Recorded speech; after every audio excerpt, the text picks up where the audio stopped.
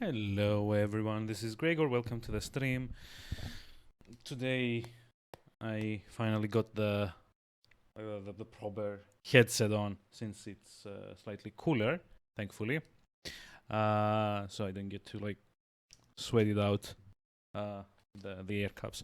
And on like a pertinent note, probably since you kind of like want good like audio in horror games, we're gonna be doing Silent Hill 4. Which is a game that I did own back in the day when it came out, but I never actually finished it. I think I only went up to like it's like the prison level, and then I kind of like lent it out to a friend, and then we kind of drifted apart, and then I never got it back. So yeah. If you like, I don't know if I'm gonna keep streaming this because it's like Silent Hill games like are very visceral experiences. So I might just like lose my nerve and stop playing altogether. But yeah, we'll see. Just like do one stream, see how that goes, and yeah, kind of like hope I can keep going. If I don't, then probably like tomorrow and Thursday, I'm probably gonna I don't know. Like I could just like do Resident Evil 3 maybe, or we could try just like focusing a bit on like seasonal stuff in either Warframe or what's its name, Deep Rock Galactic. But yeah, we'll see. But yeah, for now, Silent Hill 4, The Room. This wasn't as well received as the first three back in the day. Also, it doesn't recognize my controller now. Okay, this is weird. Give me a moment.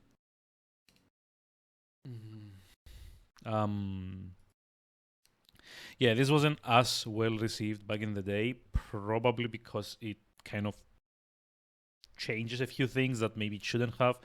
I mean, I remember it was pretty decent and like pretty effective as a horror game, but like your mileage may vary. For one, this doesn't take place in actual Silent Hill, which is like a pretty radical, I guess, departure from like the first three games in the series. Um, the guy starring in it is also a bit,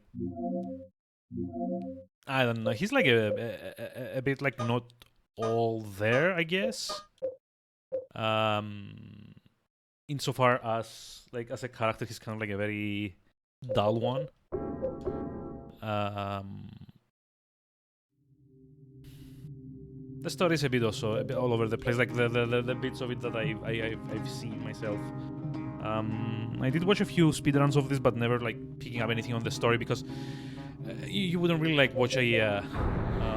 Hold on, I think we need to lower these a little bit more.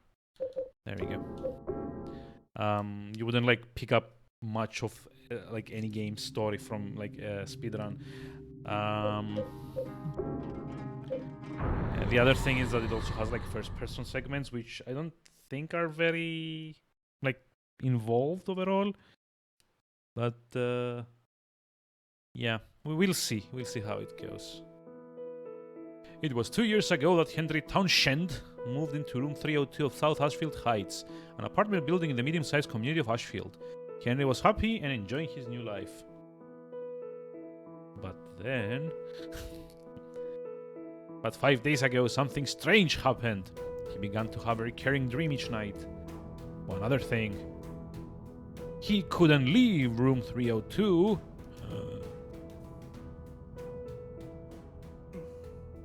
Yeah, so this is like a PS2 game, so the texture work itself is kind of out there.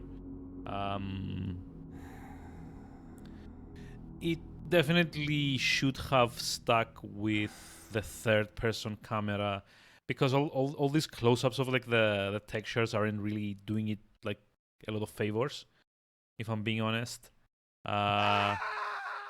Oh yeah, also someone screams. Let's see. What's with this room?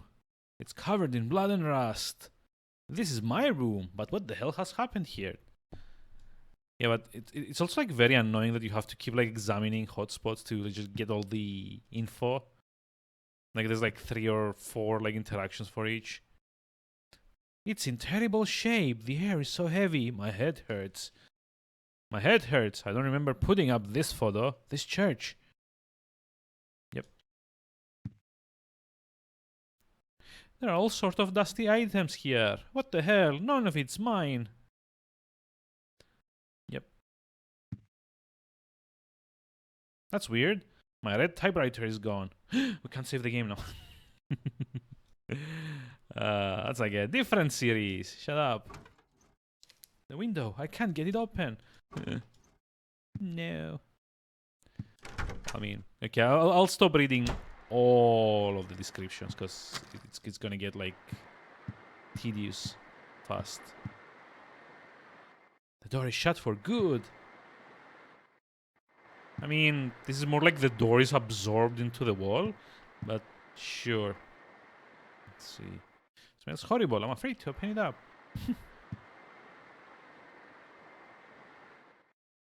What is this photo? It's all faded and I can't see it well. The textures. Oh. Looks like a face. Oh. It's like this guy going, oh.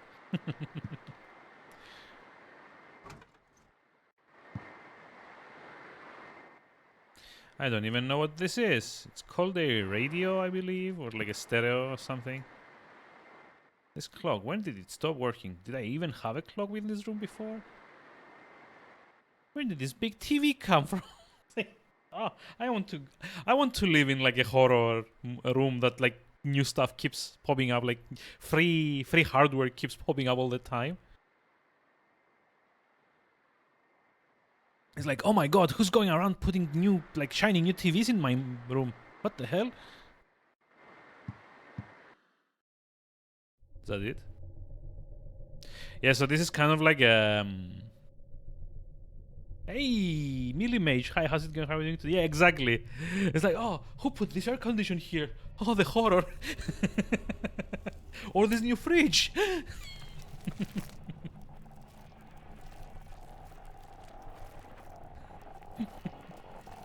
Who keeps bringing me things? Come out!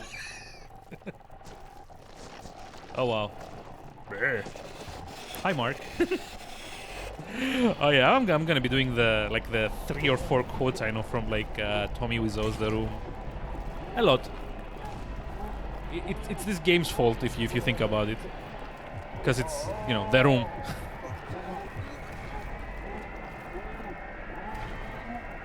Hi, Mark. Bleh.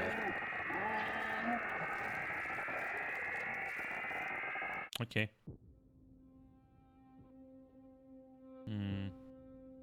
Yeah, but all joking aside, I do remember this game being like at least moderately disturbing, and that's like from someone that like plays the Resident Evil games mostly for the lulz, for like how shitty the story is.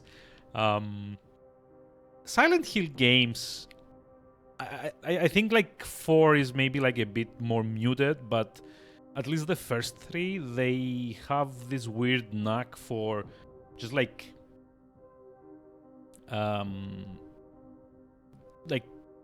turning like that little like switch, like the that like provoking that very visceral shitting your pants response.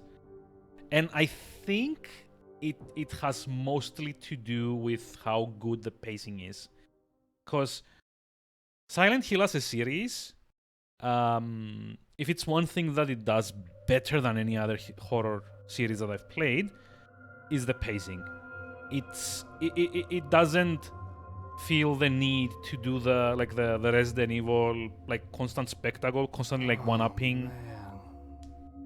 Yeah, let me just like let what a dream. Let Henry is like whine a bit, and then we'll like talk about this. What a bummer. I'm locked in my room with no hope of escaping. Boo-hoo. They hit her though? No, I did not hit. No.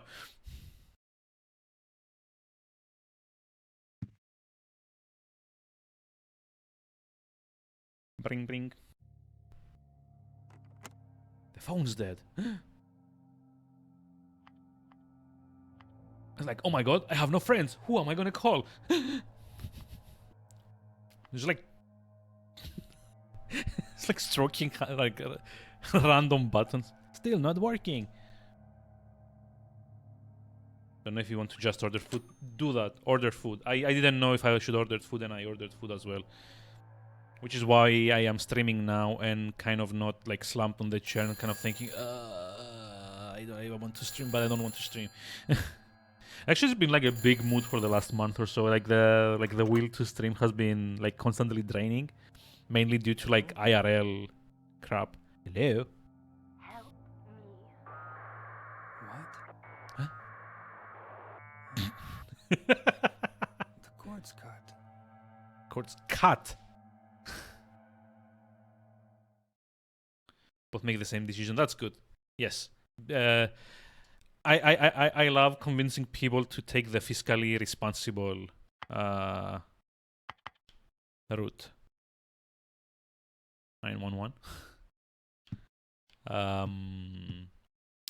But yeah, it's like one thing that this series does amazingly well is the pacing, because it's like most of the horror series, once they like get going. Hi, Jungle Robot. Hi, how's it going? How are we doing today?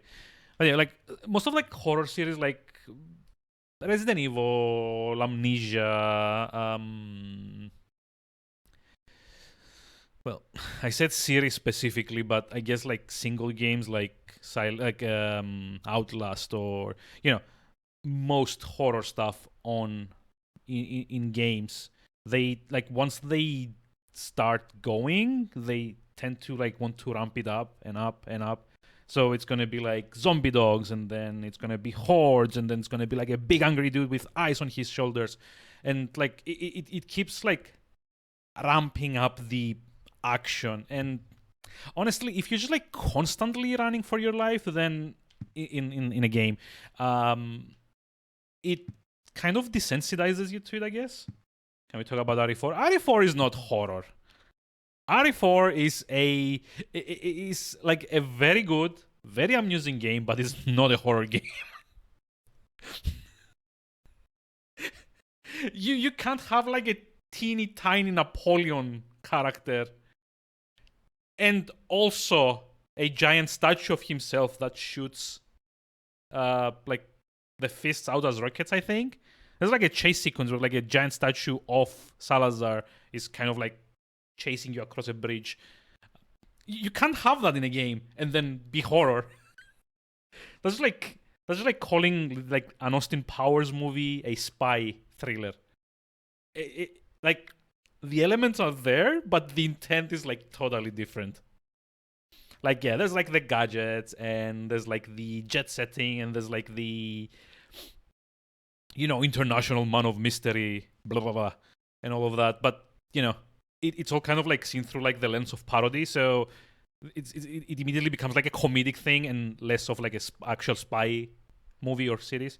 Is there a Resident Evil remake happening? Yes, there is. I don't know what the point of that is, because Resident Evil 4 at this point has been ported to like everything except maybe like toaster ovens. So yeah, I don't really like see the point of it being like remade again. And honestly, like the original keeps well, I streamed it like 2 years ago. It kept up like quite well, if I'm being honest. Well, yeah, I mean, there's like no reason for people to want to buy. This is my point. Like there shouldn't be that much of an audience for it overall. Although yeah, I mean like hardcore fans, but that's kind of like hardcore fans isn't usually where the money is, at least in like remakes. Especially if they like work it from like the ground up, like they did with Resident Evil 2.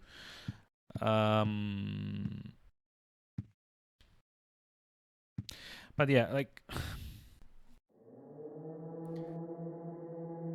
for like most horror games have like this like severe problem of like ramping up a lot. Silent Hill seems to take like a more like subdued approach, kind of like more muted. Yes, there's like danger. Yes, there's like boss fights. There's like traps. There's stuff coming out of the walls to like grab you and squeeze the life out of you. And there's just like jump scares. Although jump scares are kind of like a thing that this series also doesn't do as much. But there's also like a lot of quiet moments in between. Like for example, in Silent Hill 4, this room that we're in is kind of like a safe zone, and you can actually return to it like What's going quite on often. here? Before it's quite all this point. I mean, yeah, but again, it's been ported to everywhere quite recently. Like it came out on Steam, it came out on Switch, it came out on PS4 and like Xbox One, and the game itself is old, but the releases aren't as old. Hope my luck changes before the party. Wait, what? Your luck? But did I do something to her? Also, it's like I love how she's like oblivious to like 15 bloody handprints on the wall. Also, there's a note. What's this? Mom, why don't you wake up? Like with Resident Evil 2 and Resident Evil 3, it kind of made sense because the most recent version of those you could get is like on PS3, and that was through PS1, PSN, like PS1 Classics. You could actually buy the PS1 Classics version of Resident Evil 2 and 3 on PS3. There's chocolate milk here. Take the chocolate milk? Yes! It's like... very sweet. It was at the refrigerator at home. And white wine. What's up with this guy that only has wine and chocolate milk in his... God, these things don't even pair well. Or, you know, at all. And then just like leave the fridge open. I mean, yeah, it has... Oh, okay. It has fulfilled its purpose. Screw it. I don't feel like washing my hands right now. See, this is how you can tell this is like a post-COVID game. This would not be a line in a game that came out after 2020. Also, I guess chocolate milk is like a healing item, probably. Like when I played this, it was like 2004 or 5. So it's like definitely 15 or 16 years ago. So what the... This chest could hold a lot of stuff. Why? Why?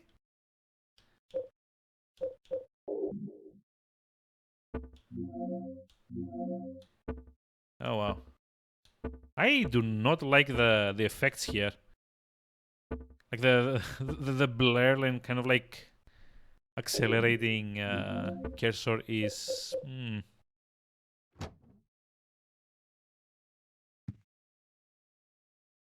not good. I can't open the window. Up until a few days ago, it was no problem. Ever since I started having those nightmares.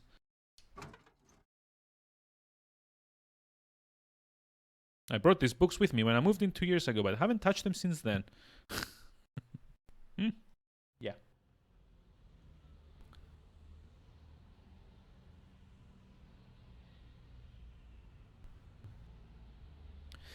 Like, one of the things that always annoyed me about Silent Hill 4 specifically is these scenes here.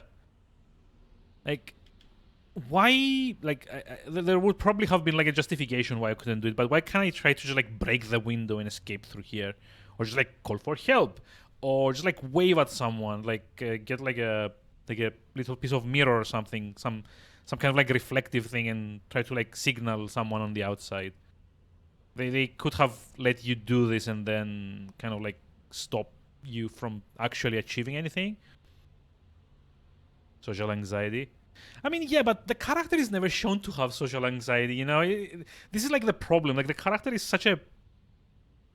I don't know. The character is just there. He's just like so you have something to look at while you explore the game. See, you can actually hit. But it's like such a low sound. Can you actually hear it?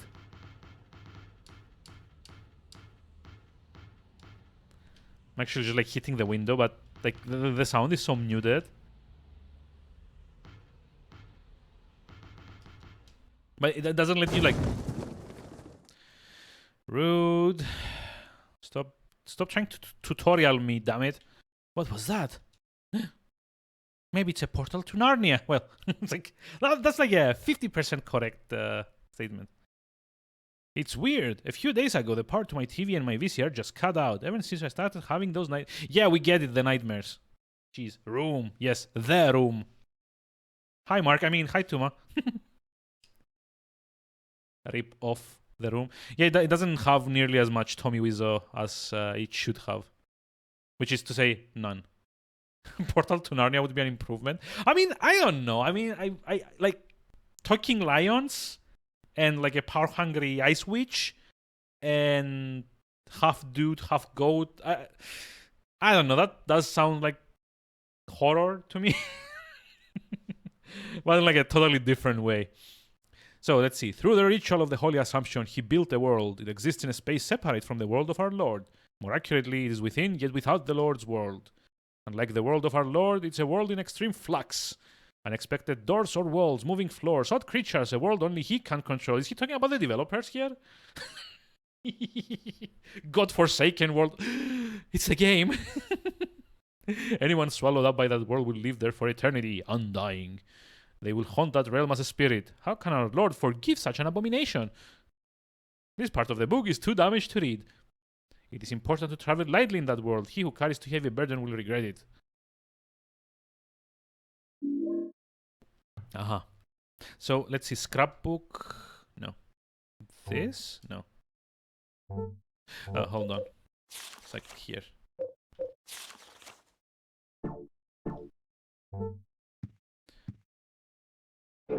Yeah, so I don't actually know if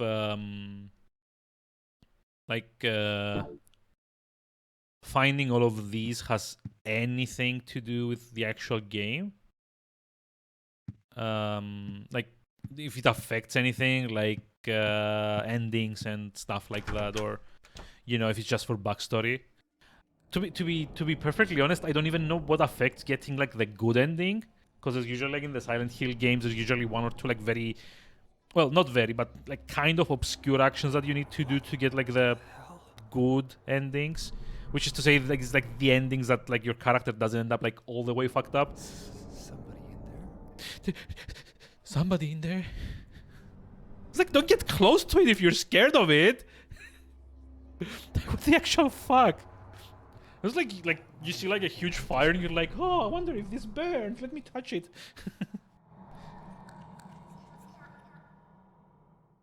The switch pipes broke in two. Yeah. So this is also something very unrealistic because I guarantee you anyone that rents would never consider to do what I just did, which is to like pull a pipe out of the wall.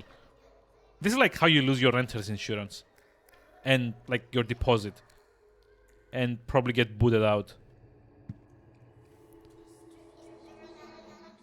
Of course there's no one in the bathtub. Like imagine him like staring at the bathtub, kind of like sad. It's like, oh, of course there's no one in the bathtub. Oh.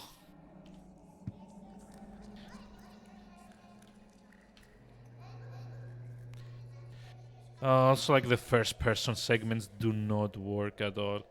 Also, craftily enough, see that the mirror is broken exactly where I can just like, you know, sidestep into. It's just so that they wouldn't have to render the like Henry in the mirror.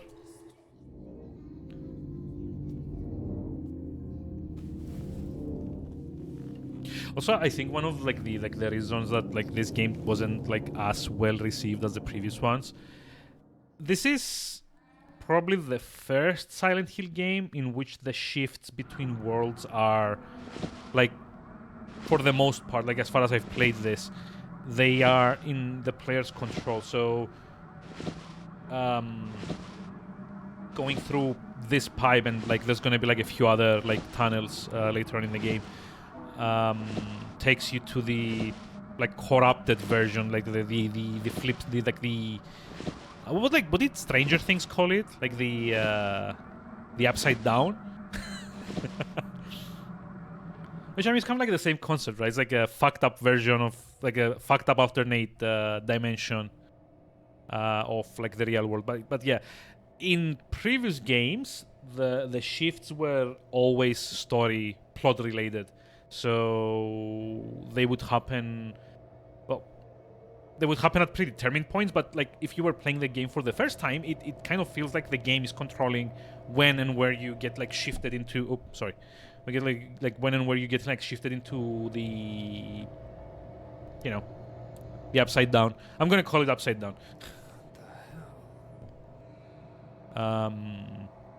In this one, because like the main plot point is that you're trapped in your room, you more or less have control of when and where you're gonna go back into like the danger zones, the upside down, the horror place, I guess.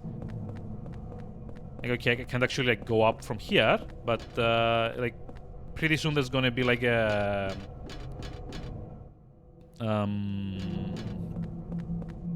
there's gonna be like a way for me to go back to the apartment, because that's like where you go and save the game as well, as far as I remember. So let's see.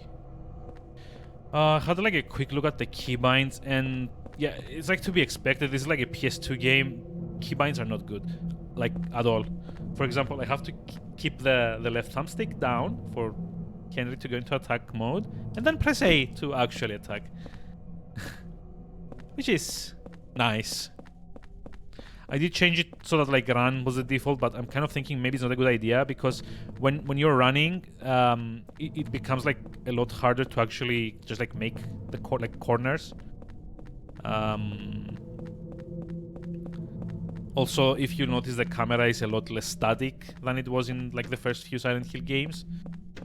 There is like a There's like a way to, have it behind the protagonist in like most cases, or like recenter it, which yeah, I mean, I like it. It's like a lot easier to see what's going on around you, but on the other hand, like it kind of like kills sort of like the suspense that like the first games kind of like were used to delivering. Henry. And you? Hello. This is my dream, and you don't even know my name. It's your what now? It's Cynthia. Your dream. What the fuck is up with this like smile? It's like it's like a serial killer smile right there. I hope I wake up soon.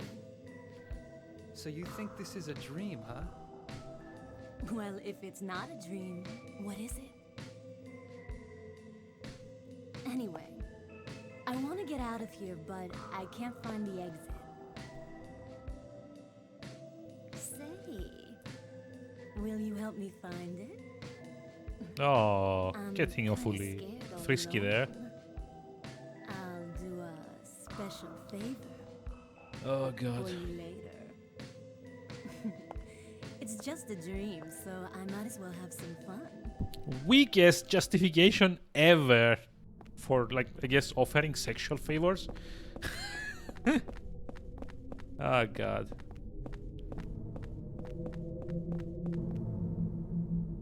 So I'm not actually sure. Is she like following me? Yeah.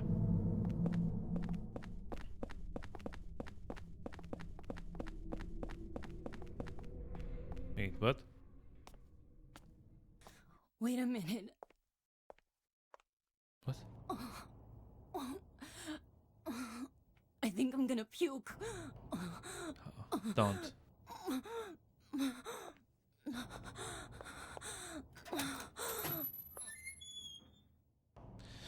What a weird dream this is. I kept puking all over. It's like just like waiting there. If it's like a dream, what does it even matter what you do? Just like walk away. Like, Henry himself can't think that he's, like, in Cynthia's dream, right? Uh-oh. Here comes the horror.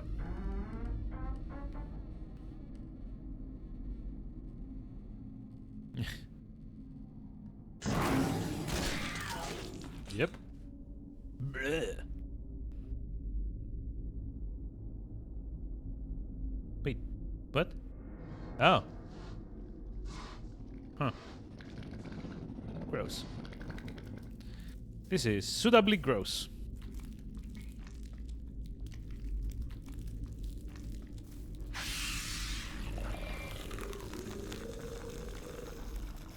Wait, what? What, did he just like roll his head at it?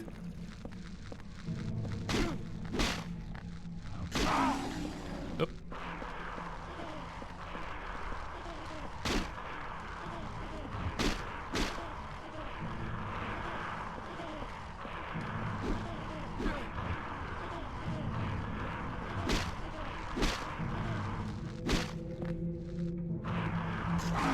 Ow.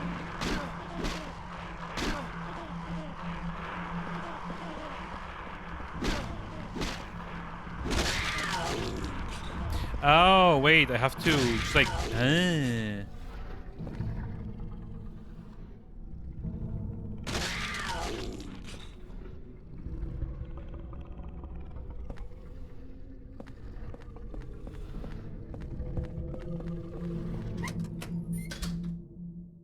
Hello? Anyone here? No? Okay. I don't think anyone's in there. Why not open and check then? Where could this crazy hole lead? Yeah, so like I was saying, this like takes you back to the apartment. I remember as much. There's you know, this is like because the apartment itself acts as both like a save room and a like you also I think regenerate health here until like late in the game.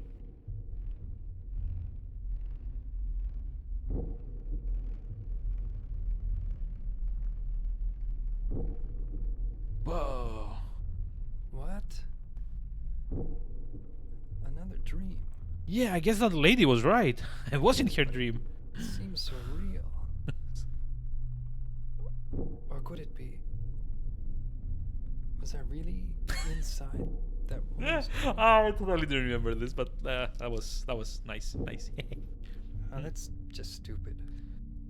What am I thinking? Like, this has to be like one of the least compelling horror characters ever, right? He's just like blunt. They had the chance of by like trapping him in his room to at least like put in like a few flares of character. Like, I think like his only character trait is that he likes taking pictures, and that's like from like Silent Hill, these pictures. Yeah, it's just a quick shot I took in downtown Silent Hill. Yeah, that's about it. Like, there's no, you know, there's like no fluff. There's like no stuff on the wall. They could have like placed like a few, you know, more fun pieces of clothing around, kind of like, you know, or like more somber clothing, and kind of just like show his character through that. But yeah, see, it's like so blunt. Like, why? Like, you had a chance, damn it. And next, we'll be taking a look at the weather. Tonight, we can expect scattered clouds clearing by morning. Tomorrow looks to be quite a nice day with warm and sunny weather continuing through the evening, and the weekend we can expect more of the same.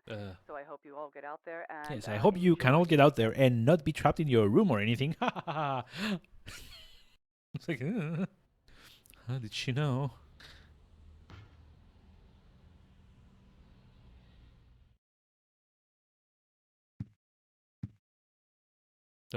Oh yeah, this is moved. Huh? That's weird. Somebody moved it. Straighten it. Yeah. Oh. Who could have done it? It's like a random gun here. There's a pistol on the floor. Yeah, easy to use handgun, but not much stopping power. There's a message carved in here. It looks like they used an ice pick or something. The faint hope I had is slowly changing to despair. I somehow managed to tunnel this far, but no matter what I do, I can't get any further. The hallway, the windows, the walls. It feels like this room is stuck in another dimension. Wink, wink, nudge, nudge. Eileen never noticed. Wait, Eileen? Oh, yeah, I remember this bit. God. Yeah, I hate this part of the game. There's an actual peephole here that you can use to spy on like the next door neighbor. And this is bad on so many ways.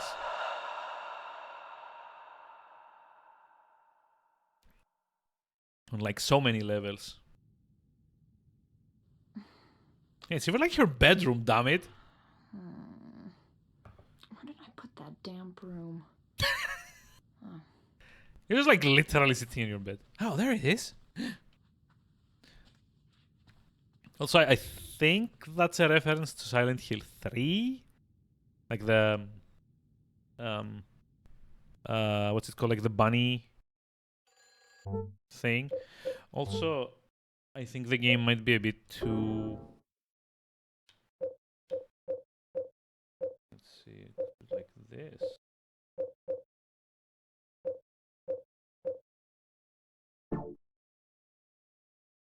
I hope this is kind of a bit more bright for everyone watching, because like I can see from my preview that it's kind of like darker than what my other monitor is like. Someone's calling me on the phone that doesn't work. Wow. Hello? Is this the horror? Just let me answer, please. What the? Huh? That was weird. Where did you go? What? Hurry! Save me! If you need a token, there's one here.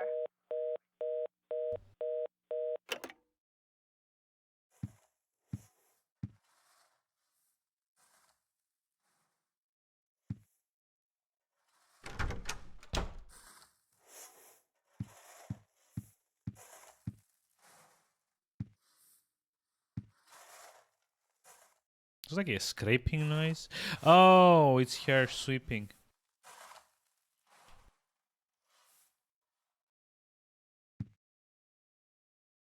So I do remember at some points where you come like you know, try to peep through here. There's gonna be like jump scares. Like there's gonna be like points where you know the teddy, like the bunny, is like facing the hole. There's like a bunch of those things. It's nice, but like it's kind of creepy that you are actually doing that.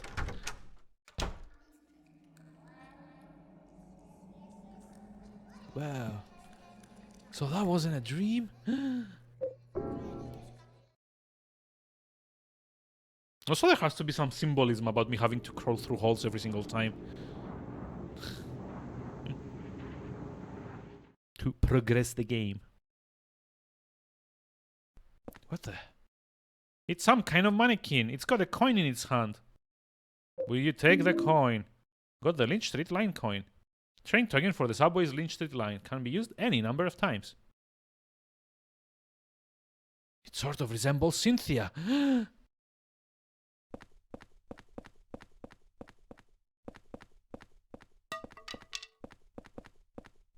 What the?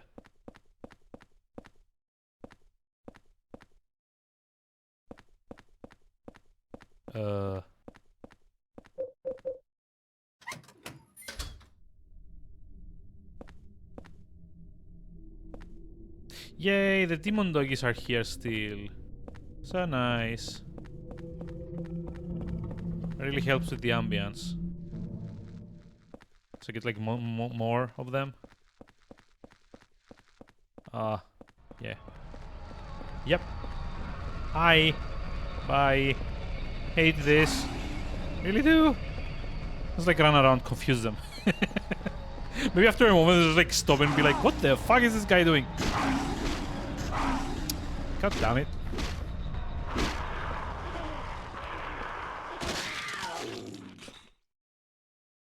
Jerk. Some kind of station guide, but the text is all blurry. It's totally useless. Yeah, I get the point. I see what you want me to do, game. It's a payphone, but it's broken. Oh no. I am in the land of bad maintenance.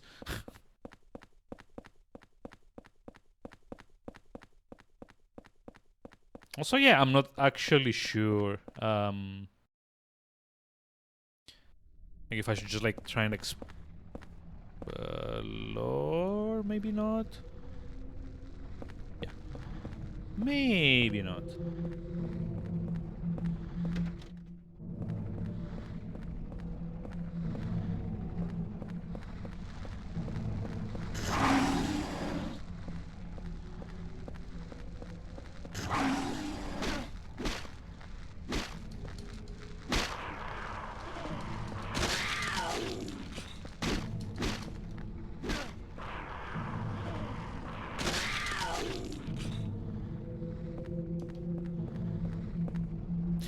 So the other thing I remember of this game is that weapons have like a durability thing. So I want to say that like the more I keep using it, like it's eventually gonna like break.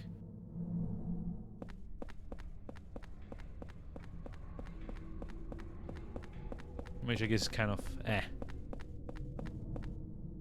Should be able to get to the street this way, but it's a dead end.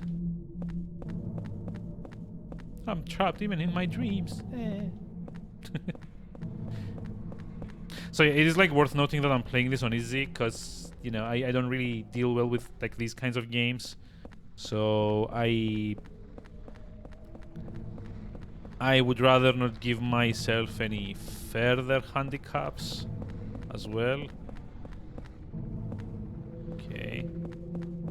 Guess we're using the token. Also loading screens, or like not loading screens, but transition screens. Not a big fan of those. I need a coin to get through the turnstile. Use the lynch.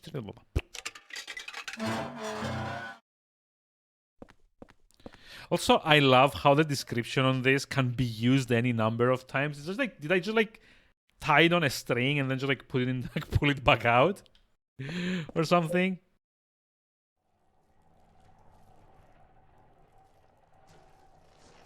Wait, where did the sound go? Oh.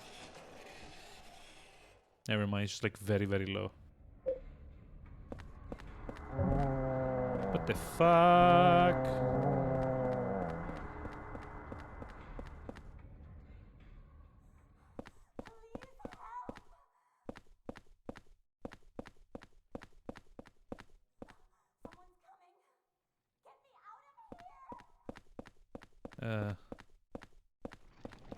Yeah.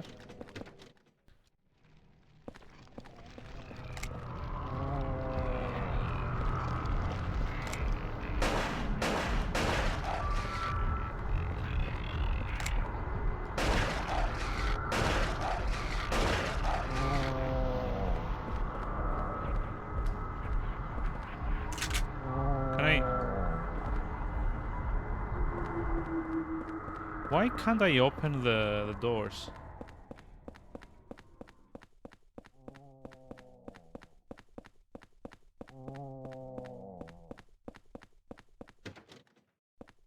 This door is locked from the other side. Wait, do I have to enter from here? Wow.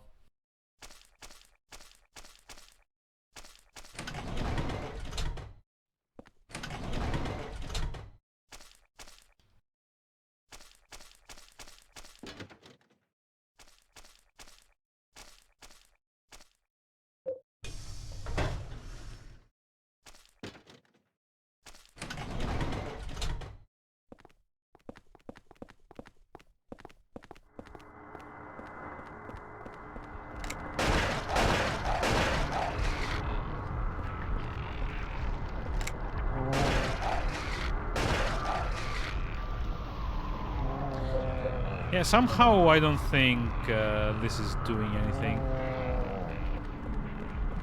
You know? There's like weird fisherman guy as well.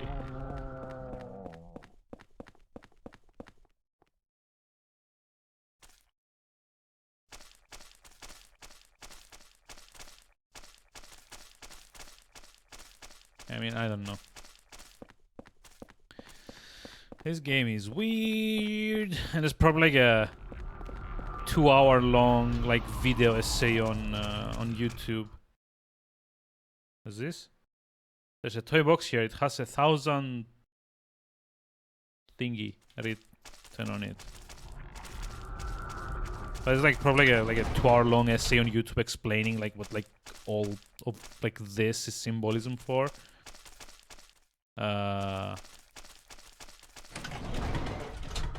But honestly, I'm too dumb for that. So who cares? Also mazes. God, I love mazes. God.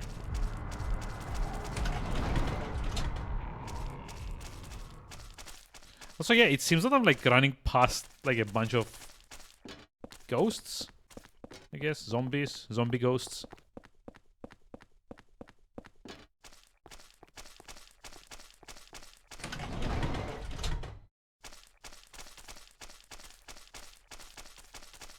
I've like no idea where I'm going, or even why, for that matter. I think we're like on the other side of the. Oh, hi.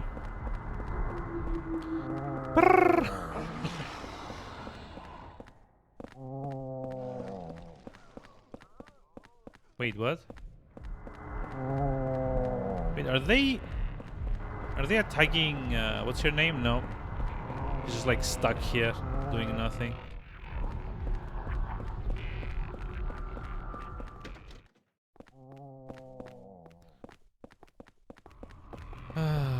Would be nice to have, you know, some direction as to like what I need to be doing, you know.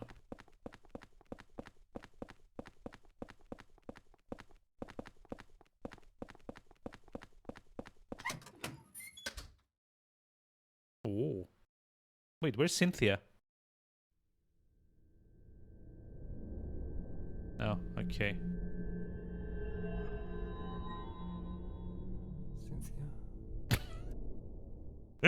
We just like forget about her. Can I just like go back? She's just like gone. Also, it feels like these are like the same 3 ghosts, I guess. So yeah, Cynthia used to be here. Now I'm kind of like wondering if I fucked something up. Like maybe I know you're supposed to just like there's like parts of the game where you need to escort NPCs. Oh, hello. Bullets.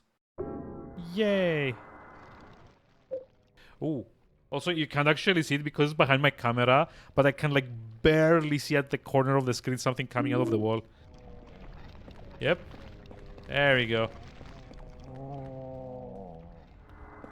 So I think it's like the same dudes, I guess.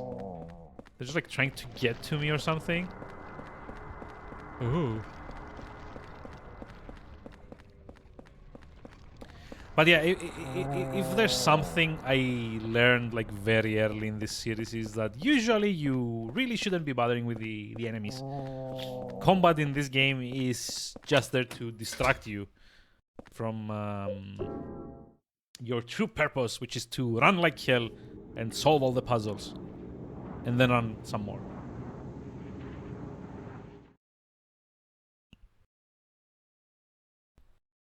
Like usually aside from boss fights, and those are typically at the end of a Silent Hill game, you wouldn't really want to, you know, actually fight anything.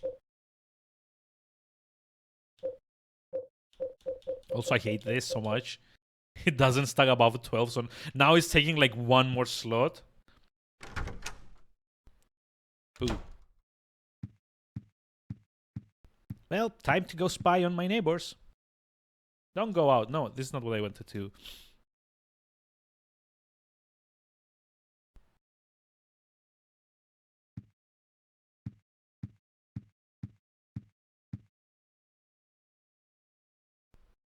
do. What the? What are those kids doing there? There's like a kid and like his mom or something, or sister.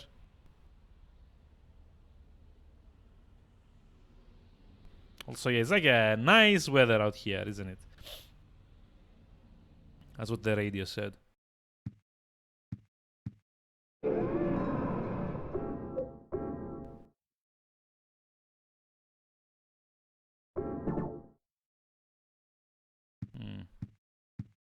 Spy, spy, spy.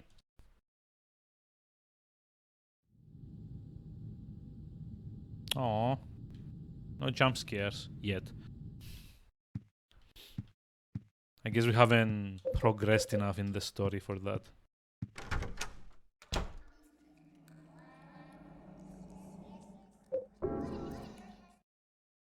Yeah. The other thing is so... It's like so tedious. Like, if you want to save, you have to basically go through 2 cutscenes at minimum. Go through the hole in the wall, come back. It's a ladder. Should I go down? Yep. So this is like the previously on Silent Hill.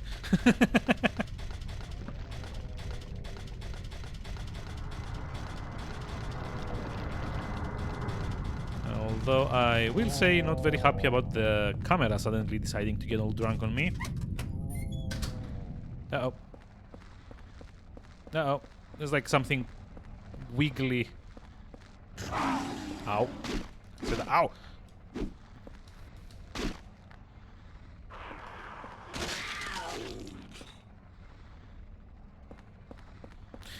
So, let's not get...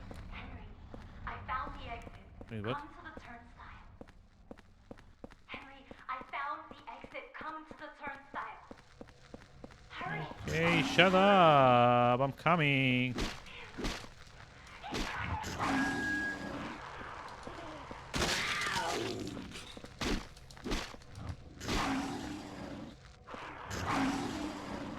So I also don't know if there's... Oh, what?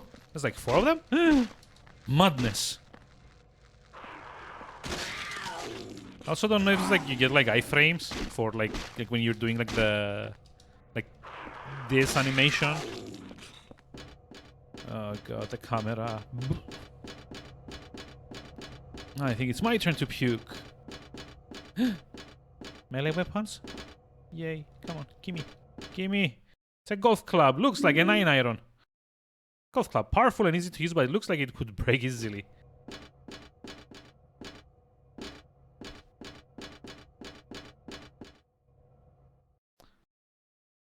There's a handle missing from this projection. It should act as a key, though the driver's seat window, I can see light coming from the side of the tunnel. Oh. Okay, I see. I see what I need to do. Lovely.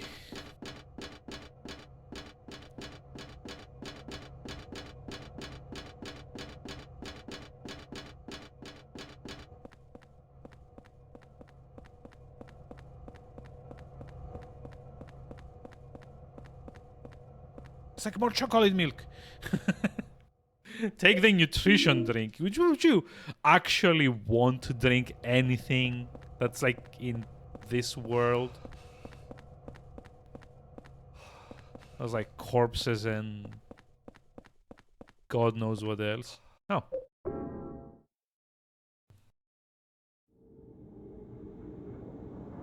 It's like, yeah, this is like a world of rust, blood, and corpses.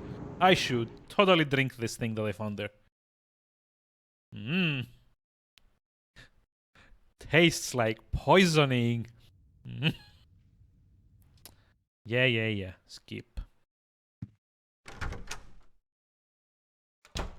So I actually wanted to come here because it's probably a good idea to...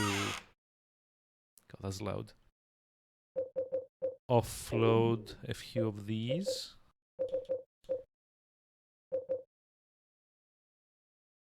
Hey, Ghost Rider. Hi, how's it going? How are we doing today? The hills are dead with the sound of silence. Yes. And no one dared to... something or another.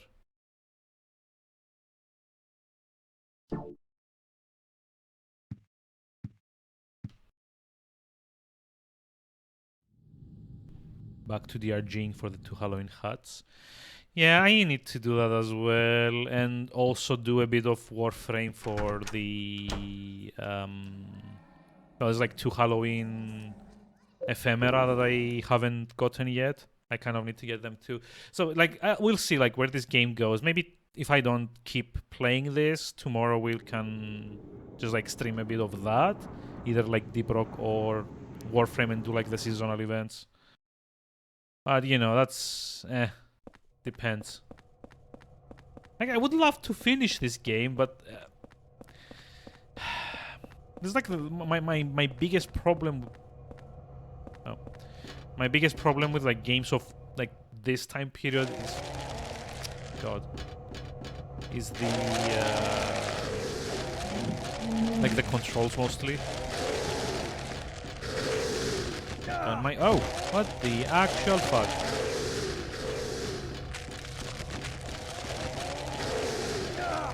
No!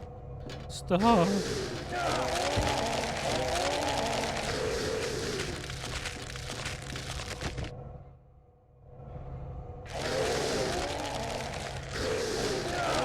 Why can't I just like lay low and just like go under them? It's beyond me.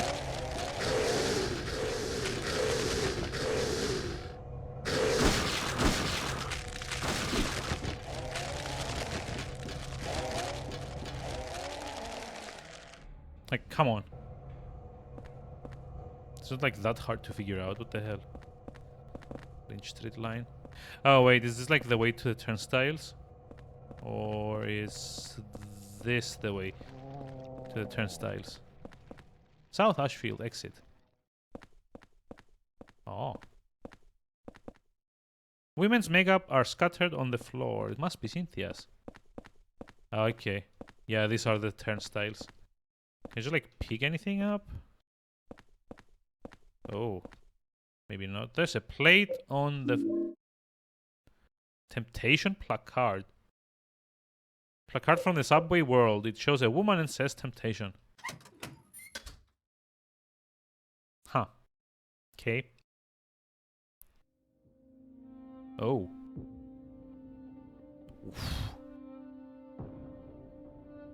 Cynthia. Oh no. She's dead. What a weird way to end the dream.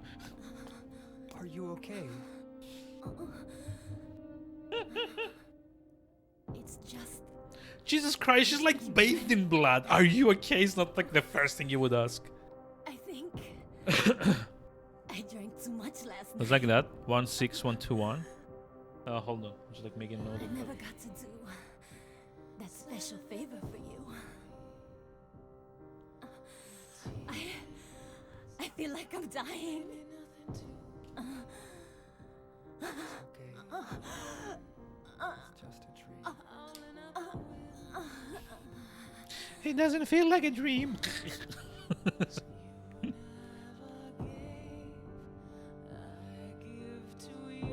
Also, yeah, I don't get why they put like a song here. We seen here for less than 3 minutes of combined screen time. So I have no idea why the game like is making this be like a huge like dramatic thing. It's like, oh no, lady that I knew for barely 3 minutes. Why? What am I gonna do without you? It's like, and then just like go explore the hell world a bit more.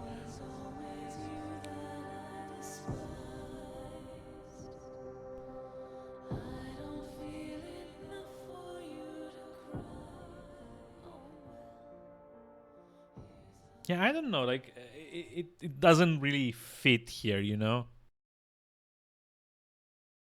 Oh no, she's dead. Who was she again?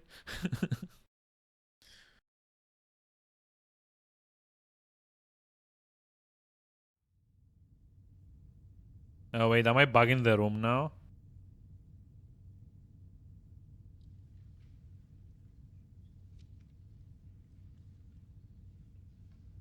Wow. It was all a dream. Again.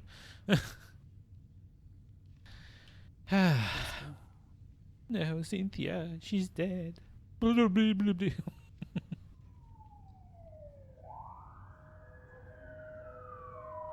Man, what's that noise out there? It's technically what we call emergency responders, probably an ambulance. It kind of like depends from country to country, right?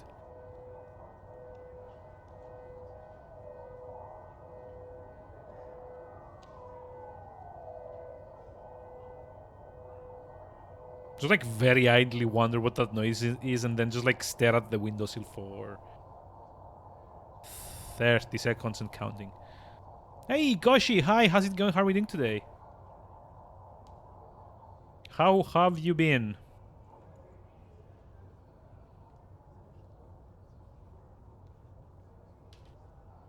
Oh, God. I'm gonna have to watch this for long. There's like a lot to be said for immersion, but this is not it. Trying to do stuff. Stuff. There's an ambulance and a police car near the subway entrance. Is it Cynthia?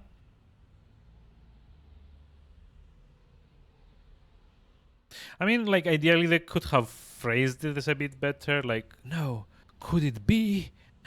But it was a dream. Or was it? And that kid is still standing there watching, like, through the window. Huh. Hurry up and get that ambulance. Quit yapping and move her already. Damn, she's got numbers carved into her chest. I wonder if... Okay. Like, yeah, check that out. Like, those two kids, I want to say they're like both kids. I think those two kids are just like standing there since like last time I had a look. And on a lighter note, we have a new addition to the zoo. Oh. Last night at 3 a.m., a female baby tiger was born, and both mother and child are reportedly doing just fine.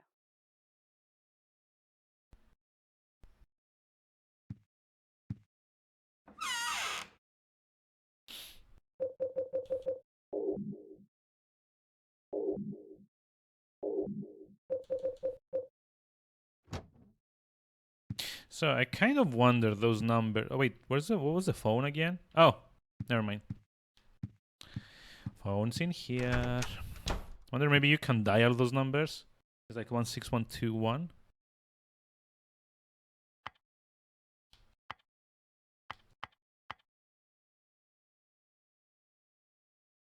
Is that it? No. Wait, how?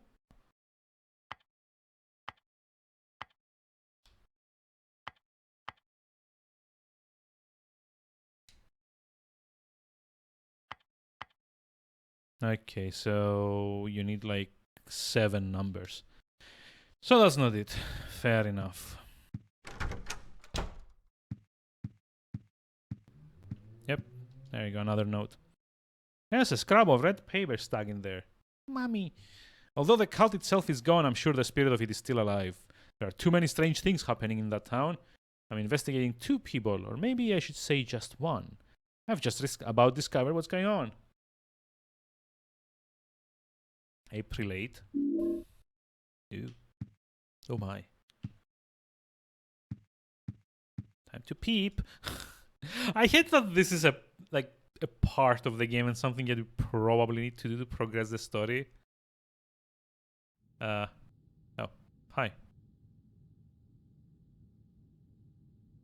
Yeah, I'm pretty sure some of like these peeping sessions are triggers for something in the game.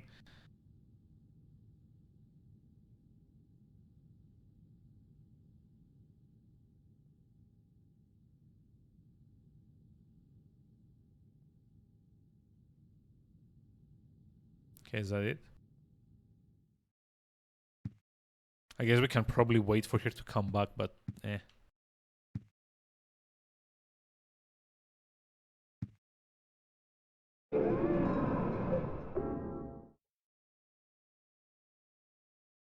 once played the Silent Hill game, almost made you quit playing any further games.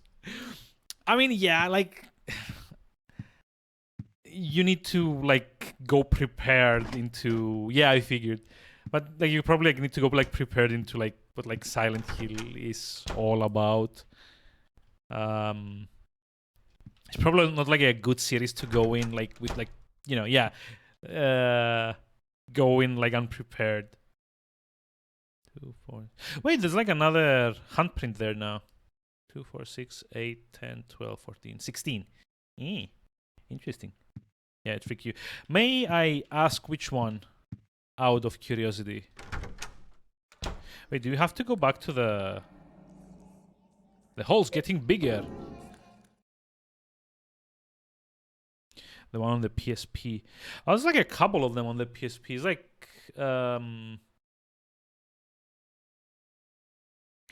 Book of Memories was on the Vita.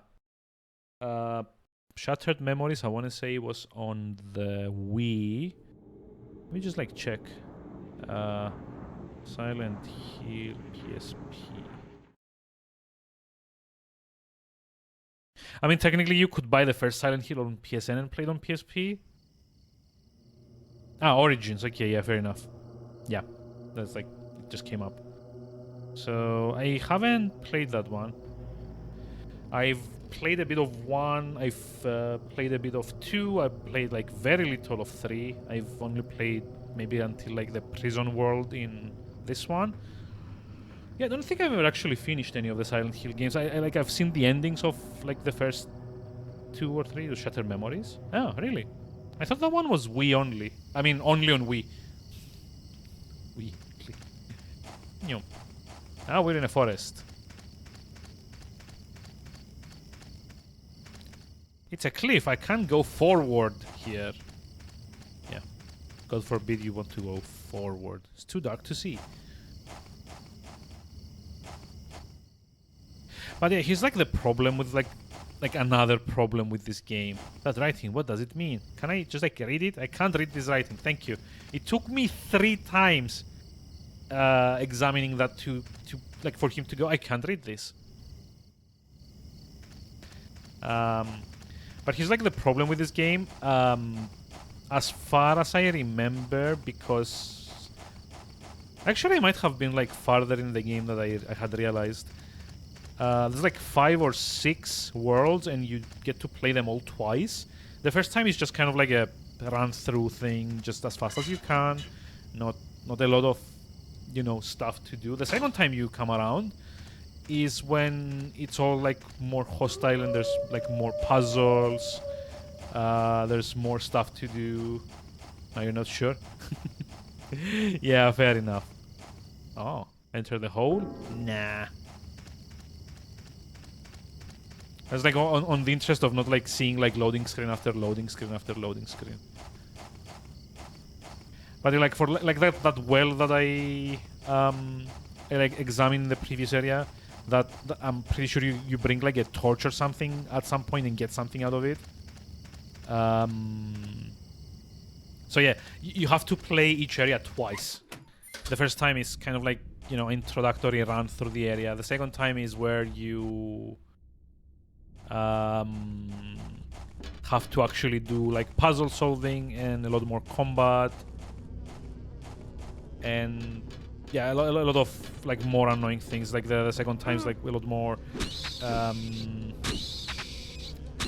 in-depth run through the level, which is also why this game is a bit, I don't know, it's like I assume it's like part of the reason why people didn't like it as much as like 1 or 2 or 3.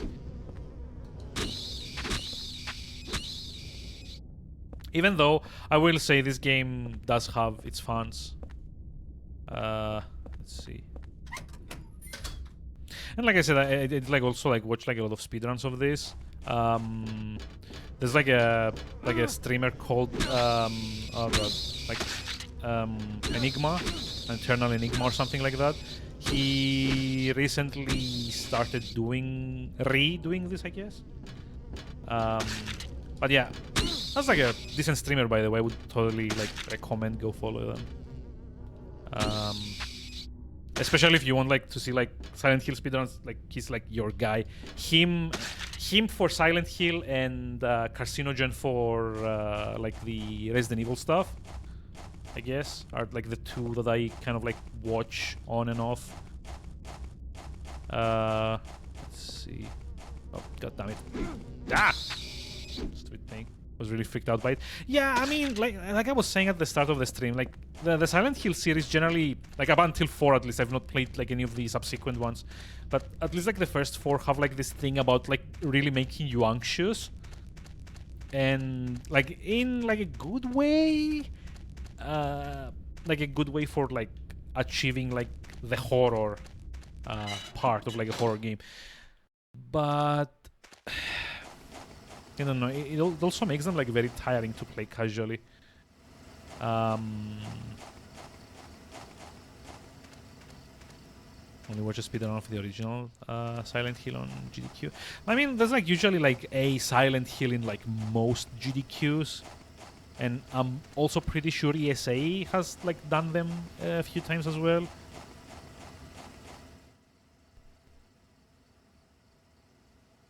It's been a while since I came here to Silent Hill. Maybe I'll meet the devil this time.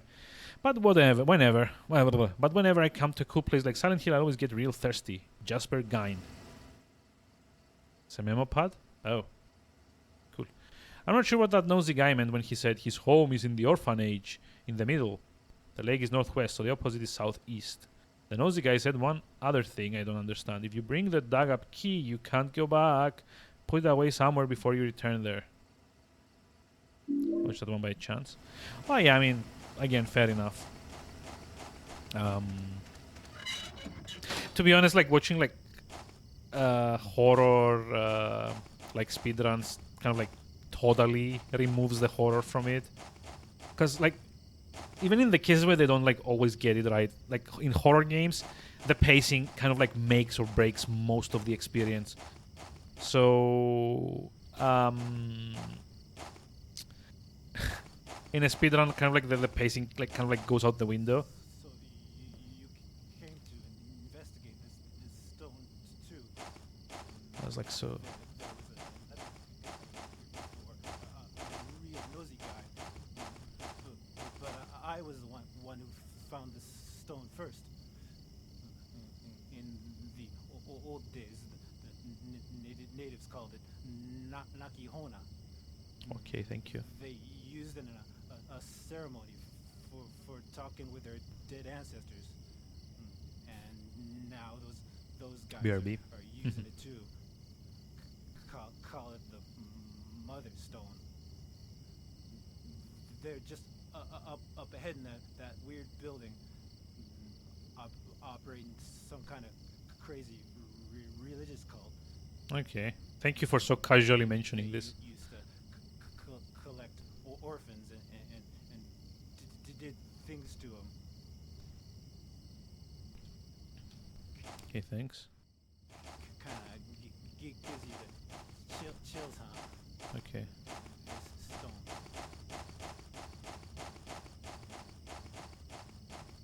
Yeah, I don't know, dude. Whatever.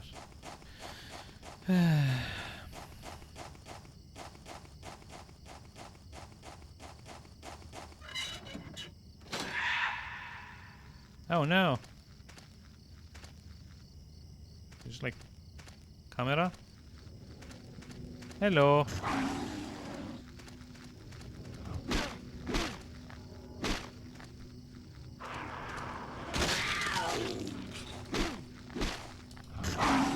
Ow. What the? Oh. Oh, well, I kind of dodged that, thankfully.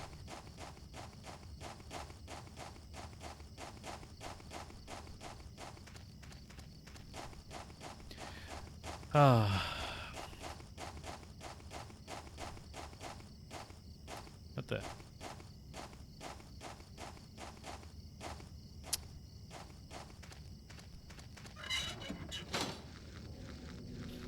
Hello.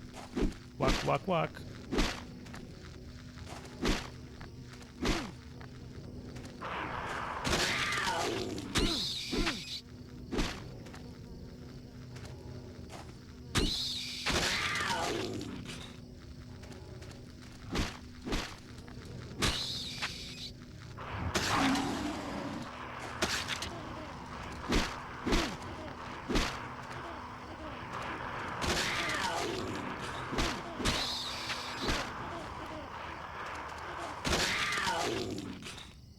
Why does it sound like a baby?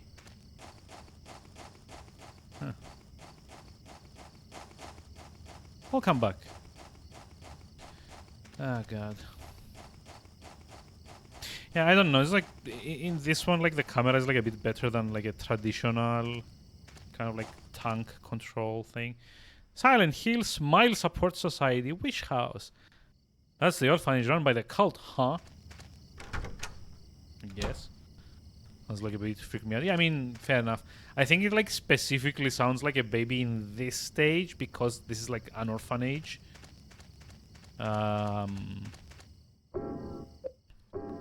Cult running an orphanage. Yeah, I mean, you know. It's Silent Hill. This is like comparatively mild considering what the cult has done in like the previous games. Like, isn't it like the very first game that they've like burned a little girl alive or like skinned her alive or something? Or was that just like the movie? I don't remember. Because I've also watched the movie and it is not a good movie at all. Wait, what? Wait, is that the doorbell? Yep. Hello? Help me! Help! Help me, help! Let me out! There's something going on in this room. And I'm gonna get to the bottom of this. I heard Doesn't want to voices make you watch that. from inside there. Help! Wait, who's this guy? Can you see anything from your window? No. Everything looks pretty normal to me. Who the hell is this guy? The guy who lives here. What's he like anyway? I know his I name. don't know, he's like but creepy, weirdo. that's about it. Hey, Mamo, thank you for the host. And I'm gonna go call the alert the didn't sewer. pop up for some reason. Good idea. Okay. Damn it. They can't hear me. They can't hear me. Metal Gear. Doesn't make you want to watch it. I mean, the movie isn't great. It's got like some gory effects, and that's about it. It's not like that much of a horror movie, like at all. It's kind of like a bit of like a splat. Like it's like creepy at best. Just you would teach me automatically with the poopy heads. Ah, yeah. Enjoy your too late dinner then. Oh, speaking of too late, Thursday I have the day off because it's a national holiday here, so I'm probably going to be streaming a bit more on Wednesday. Now I don't know if it's going to be like this. And again, I'm probably going to be streaming a bit more if I can like stay awake because I don't have to get up on Thursday that early. And on Thursday I might stream in the afternoon instead of the evening because of that.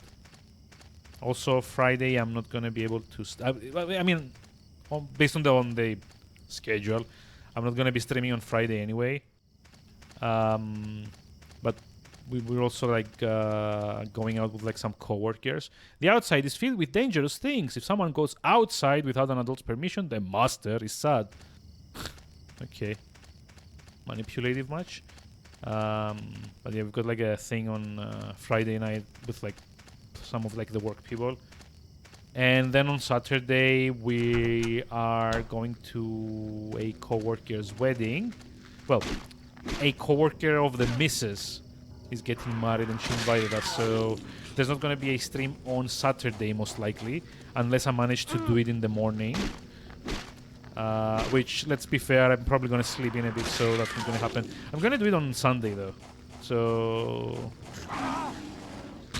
I don't know if anyone cares to hear that, but the stream that was going to happen on Saturday is going to happen on Sunday, probably.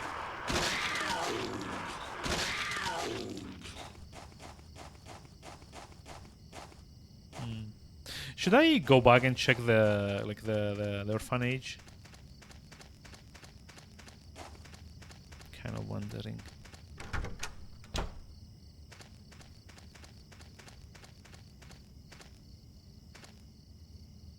Must be some kind of kid's toy. Okay, so that's like where we entered. Presumably it won't let me go into the orphanage. It's locked. Okay. Say here. Anything? can't read this writing. Oh. Wish house. Okay. There's an exit this way too.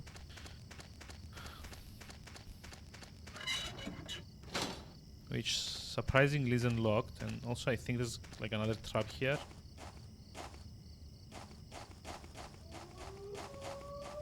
So yeah, maybe we don't want to step on anything that has like blood on the floor here.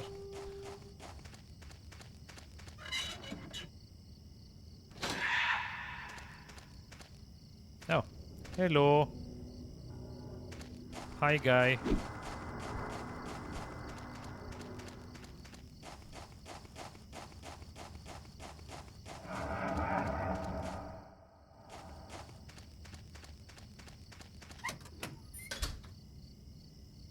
What the?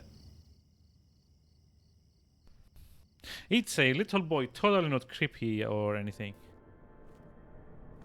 Hey, little boy. What are you doing here? Fuck you, brr. You're finally the third revelation. Something's gonna happen. That nosy guy that was here, he said it too. Something big is gonna happen. Finally, it's gonna happen.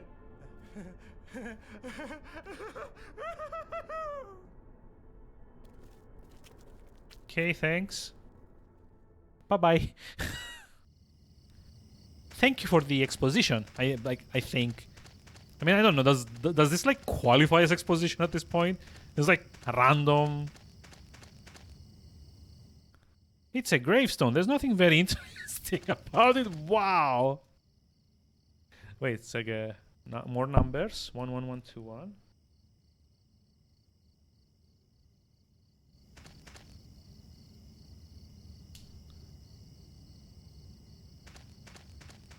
Hey, JLC, hi, how's it going? How are we doing today? Does it make me feel exposed? Nah. What's this? There's stuff scattered on the ground on the other side of the fence, like something was thrown away from there. Okay.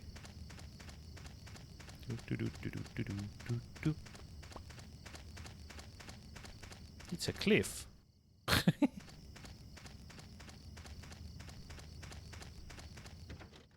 It's locked from the outside. I can't get it open. Okay. So we like literally just like came here to see that cutscene and leave. Also, yeah, I see the numbers. I have no idea what the numbers mean. As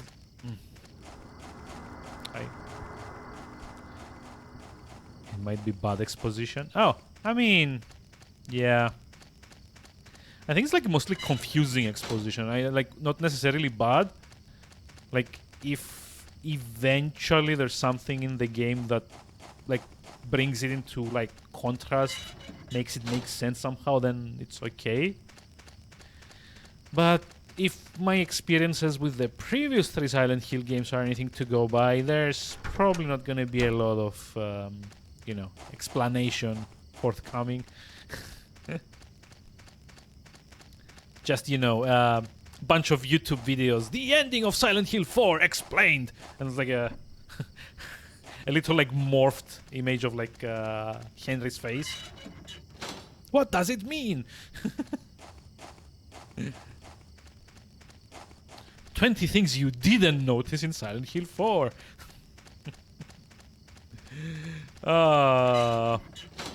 Listicles are the bane of my existence. Because I find... Excuse me? I find their idea very... Like, as an idea, I find them very interesting. But as with everything else, media has kind of like taken it and fucked it up. In such a way that like all the listicles that you've seen on YouTube are less... Oh, another golf club. Yay! Maybe I'll get like a full set eventually. Oh, cool. Where's... Hi.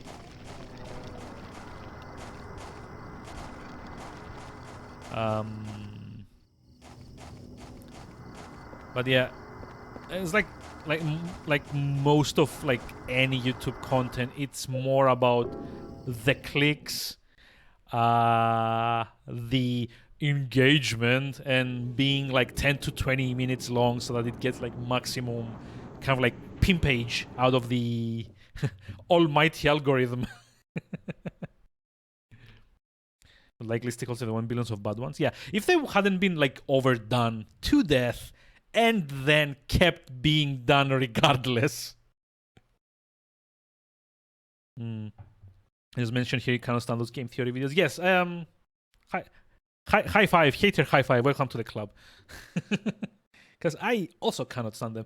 And yeah, I'm not actually like talking about like, you know, reviews. It's more like those, oh, let me explain something for you that you didn't realize about this game. Let me explain how the developers were thinking. Your mind is like now blown. It's like, no, fuck you. My mind's not blown. My mind's like bored. Oh, shit. Well, no, why did why did I bug out of that? Something was going on. Oh, and now I missed it. Well, damn. Like, I'm like firmly of the opinion, if you need like a 2-hour video to explain to you why the ending to Dark Souls makes total sense if you consider these 50 points that the game has been showing you, but you didn't realize. It's like, that's not the point in its favor. You love lore videos. I mean, I like certain lore videos that are well made, well explained, and they, you know, they justify what they preach. Let's call it like that. But the kind of content I'm talking about is more the one that's designed to draw your attention, make you feel dumb, and get all the help that it needs from the fucking algorithm. Cares about story. I don't care about story in Dark Souls. I've like done like 100% in like most of them. Maybe not Dark Souls 3 yet, because let's be honest, who wants to play through that 4 times to get like all the rings? And yeah, it's like 4 because I missed a few on the first playthrough. So by deciding to go in blind without using a guide, I gifted myself the wonderful gift of doing another cycle of New Game Plus. Yes.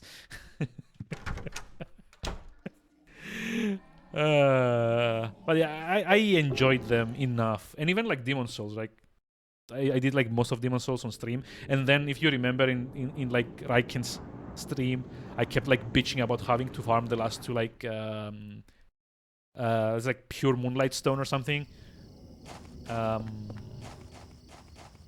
You know, it's like remember those? Yeah, I did get the platinum though, so I am oddly proud of that, mostly for the amount of patience that I displayed.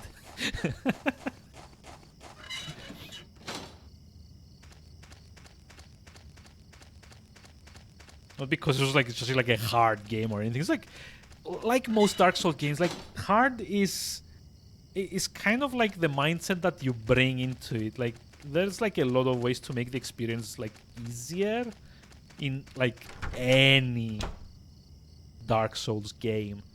Oh, hey, this is this guy now. Hi. It's locked.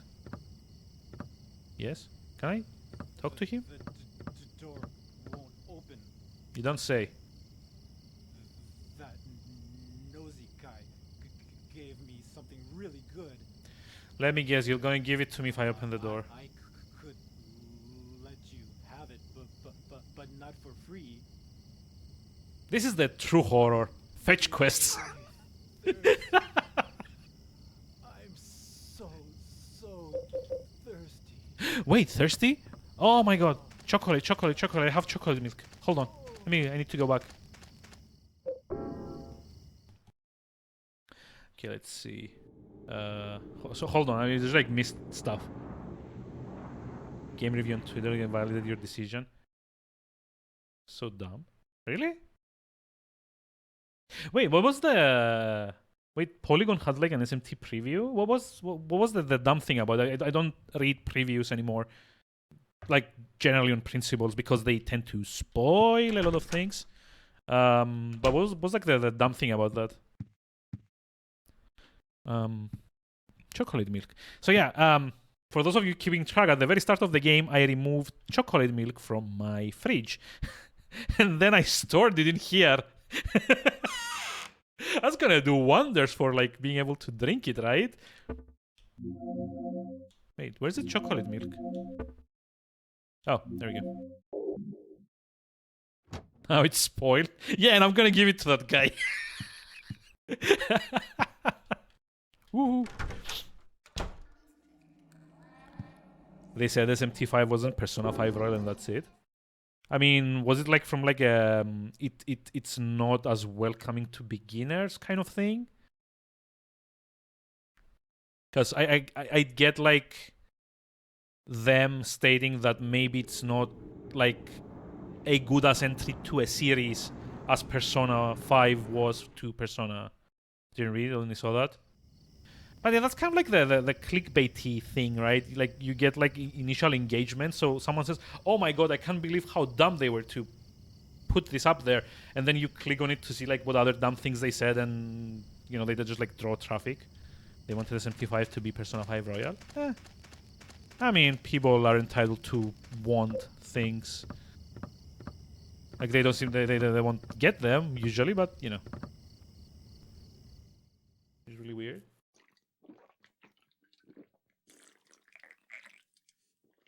It tells us Persona players. Oh man, Well, yeah, that was awesome. that was spoiled. Here, take this. There's something written on it. What the fuck, dude? I just like gave you like prime spoiled chocolate milk. Just like give me like a freaking trowel. It's a small spade with blood inscription. Will you take it? Well, you can't see. Written in blood, opposite where the leg and house meet, inside the hand holding onto the ground. Oh my god. It's like a puzzle. I hate those. Opposite where the leg and house meet. Inside the hand holding onto the ground. Also, I don't know what... Oh, yeah, you can't actually see it, but... God, give me a moment. Hold on. Just like bring me to this side. Yeah, let me just like bring the chat to this side as well.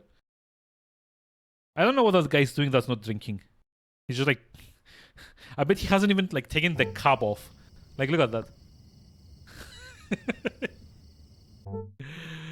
That was like a hint to this somewhere. God. Not reading. Yeah, I mean, I'm also kind of like avoiding generally spoilers. They just enjoy the mix of dungeon social from Persona over pure RPG stuff in SMT.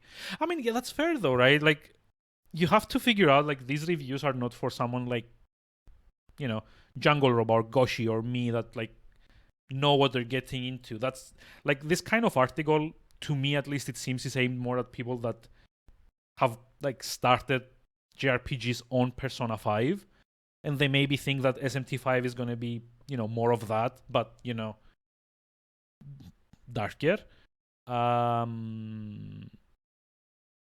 But you know, it's like a good, you know, other perspective. Not everyone has the luxury of going into like an already established series and knowing exactly what they get into.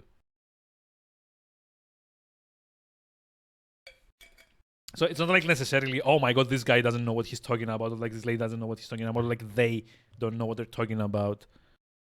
It's more like, you know, if you are a newer, like you're playing Silent Hill, exactly. It's like kind of like a, be warned, this is not what you expect.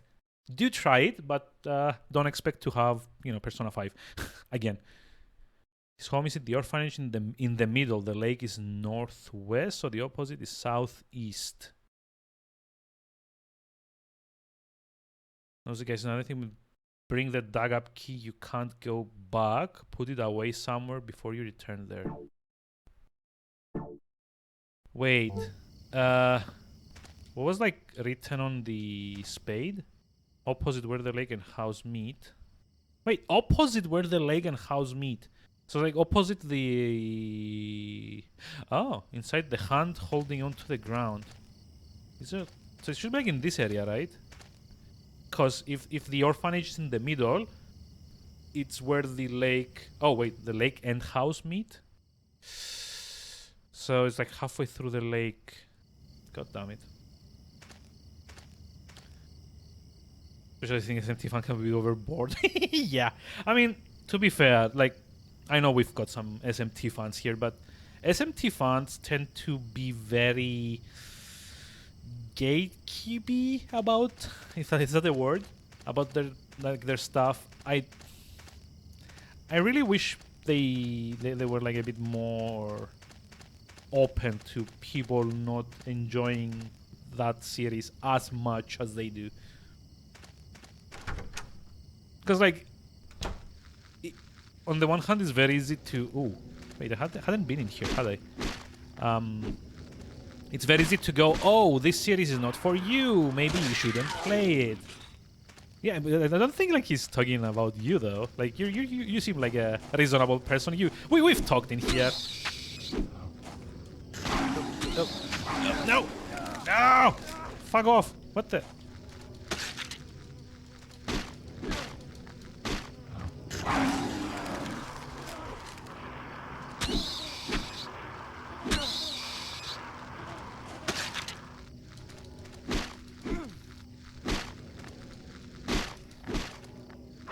Jesus, monsters? Yeah, I know. I think they're supposed to be like dogs.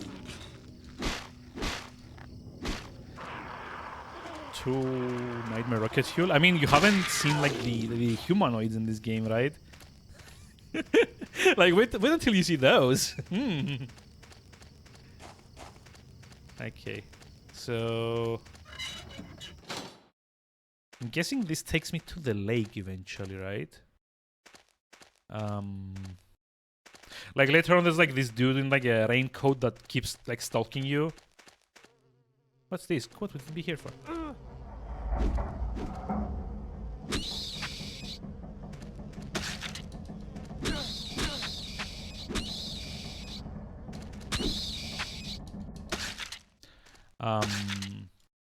But yeah, sorry.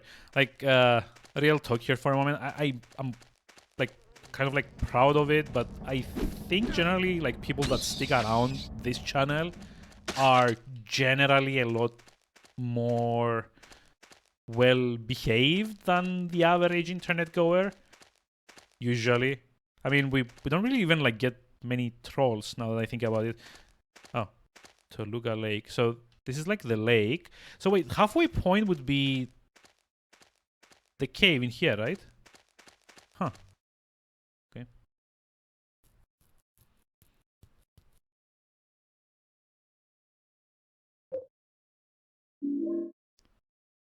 So hold on. Just impressing you some forums. Wait, portable medical kit. Okay.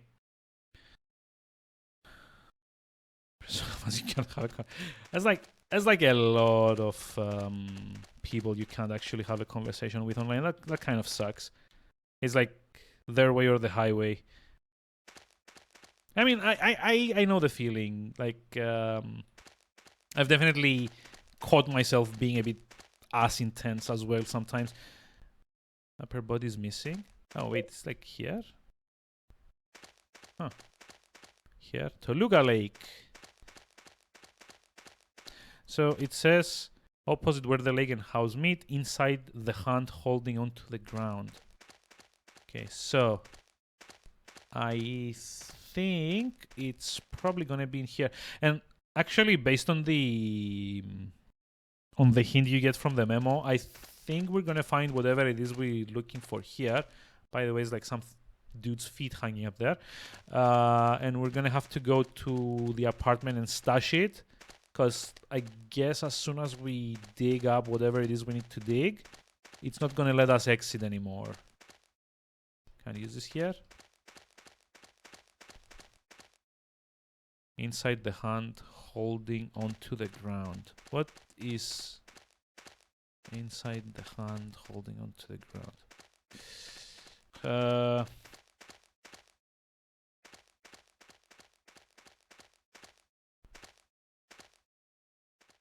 I don't know.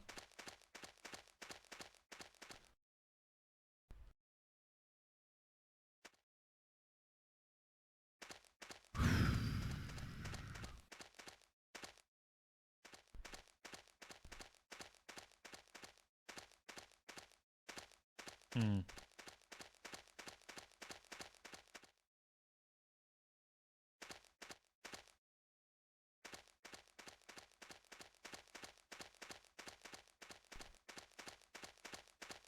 Yeah, I don't get it.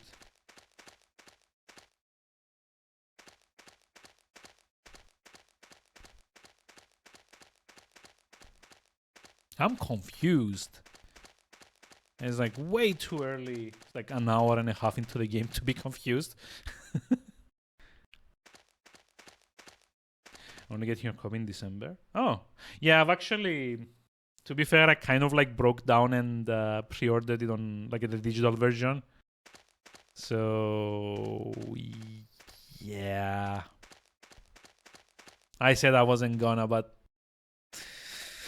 I guess like SMT3 and then like Devil Survivor that I'm actually like playing on the 3DS, Devil Survivor 2. Kind of got my like my JRPG vibe going again. So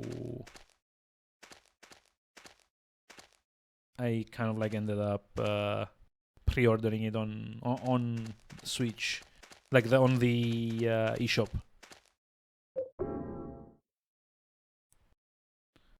It's just my favorite German point and click adventure. Wait, whoa, whoa. Edna and Harvey can't be your favorite, can it? I think I'm gonna ban someone.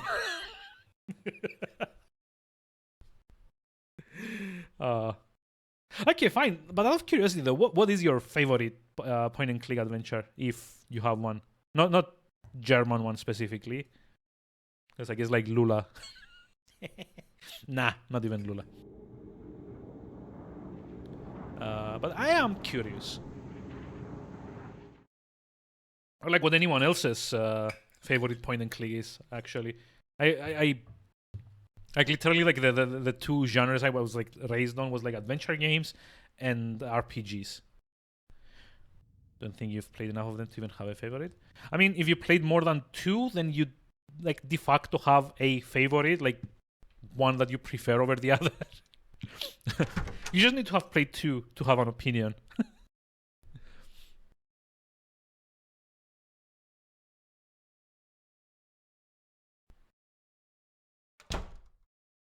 And you've played like Edna and Harvey, so I guess the other one is probably your favorite.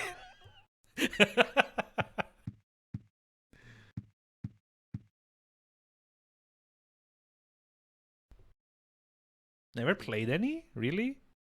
Oh, I haven't played the Lucasfilm one. Oh, what the?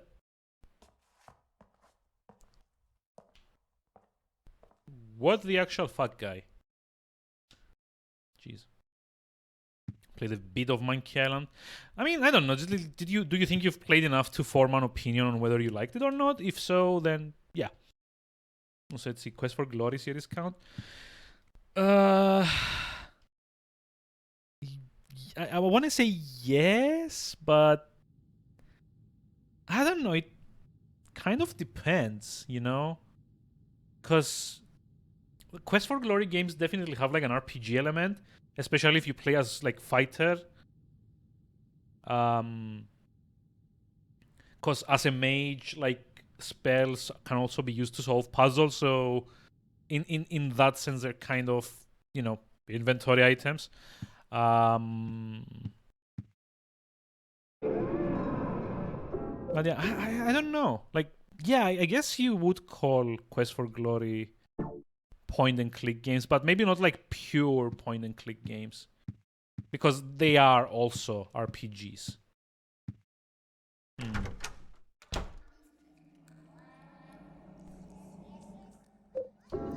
this game is so creepy. I mean, yeah, it's got like a few moments, maybe, but it's definitely like not the creepiest one in the original 4 games. Before the series kind of like went a bit downhill.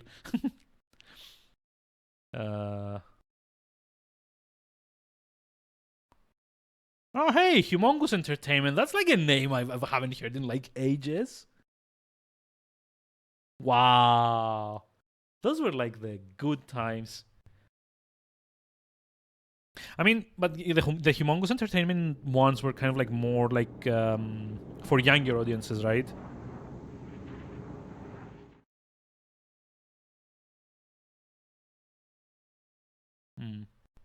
Quest for Glory sits on the line between point and click. Yeah, I mean, that's the thing. Like, leveling up is also important in Quest for Glory. With like varying degrees depending on the game. I think like the third one was like the least RPG-ish one. Spy Fox, yeah. I haven't played those, but I do remember like Humongous Entertainment was like a big deal. Okay, fair enough. Like Spy Fox, I've never actually played those, but I mean those could be your favorite ones if you want them to be. Not sure about now. I mean, if it's not like a type of game that you typically would play, then fair enough. 3, the most RPG-ish one. Maybe I'm like misremembering. 3. Wait, hold on. Hold on. The one in the Egyptian-inspired levels was 4. The one with like the cut people. Was that 4? Oh, okay. Fair enough. That's 2. 3 was the jungle one. So yeah, 2 is like the least RPG-ish one. I haven't played them in like ages though, so I might just like not be remembering correctly. 4 is the vampires, yeah. And 5 was the Greek one. That's the one I played the most of. Not because it's like the Greek one, but because it was the first one that I bought, actually. So yeah, it's like 2 is the one I remember. So fun fact, by the way, like if you've not played the Quest for Glory series, it's kind of like a mix of RPG and adventure game. It's a Sierra series. They are interesting in that. Well, there's like a lot of tropes that come from them, but anyway, the most interesting thing is that you can actually import your character all throughout the series, and in fact, in a few of the games, I think it's the only way to gain access to the Paladin class. Because, like I said, it has like some RPG elements, and one of them is that you can be fighter, wizard, or thief, and eventually you can also be a paladin if you import your character from a previous game.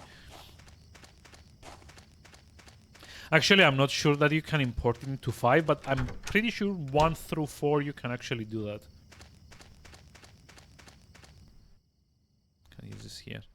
Opposite where the leg and house meet, inside the... opposite where the leg and house meet, so... There's like 2 screens to this side. Yeah, I'm dumb. I missed the opposite. It's like through that door, like the second area past this door here. I think. So it's 1. I mean, yeah, fair enough. Bargain storage just show that you're the same person. Yeah, I mean, it's like a series in like the strictest sense that like it's sequel after sequel. It's like the continuing adventures of the same individual. Did you buy all the Humongous Entertainment games? No. You redeem them. My backlog does not need more inflating.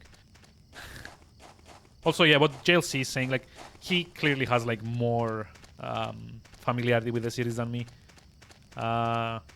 It's like a great series, by the way. Maybe not the most intuitive systems overall, especially the first 2 games. are a bit rough with their RPG elements. Okay, it should be here, right? Oh, maybe it's like in the next area though. Oh. Oh, it's the like this, like the dead end with the the ghost. There we go. Ah, there we go. Got it.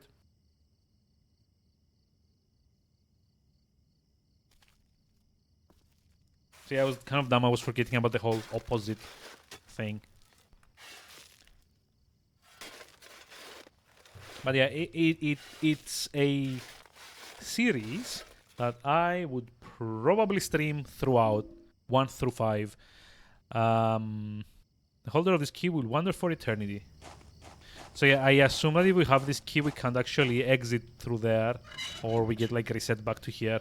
So we probably need to go back to the apartment, store the key, and then come back. That's how ways to progress to farming something. Google yourself. Yeah, that's kind of like a thing with like most adventure games of the time. Like Sierra especially did that a lot. Acclaim with like, for example, like the less manly games did that quite a bit as well. And usually it was all in the service of getting you to dial into the hint line. Because like any Sierra adventure game of that time that you bought, or like anything actually that wasn't like LucasArts, and even LucasArts had that, but without the trial and error in the games, you would get like a little card that said something to the effect of, "Hey, are you stuck? Call 1-800-SIERRA to get hints." And they would charge you like, I don't know what they would charge you, because that's like a US only number, but it was something to the tune of like $1 a minute or something, which was designed to kind of get like a, you know, drain your bank account in seconds. Yeah, charge you by the minute. That's like I think it was like $1 a minute or something like that, or like 95 cents a minute. And like, as far as I understand it from people that had actually used it at the time, it's like you have to wait for like a minute until they connect you to an operator, and then you have to spend like a couple of minutes explaining where you are in the game, and then they have to spend like a minute or two kind of like living through the like the guide that they have there. And you know, it kind of got a bit ridiculous.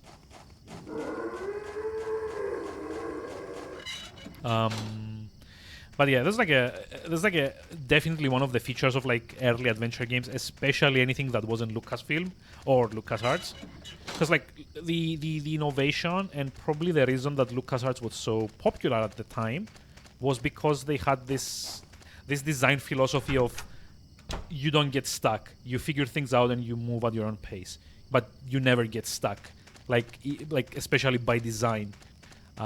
You can't die in LucasArts games, usually. You can't get into a situation where you go past the point where you had to pick up something and now it's lost and therefore you can't finish the game. Like the games were designed to be solved in their entirety. Which was, I think, why eventually LucasArts kind of like won, I guess, the point and click race, let's call it.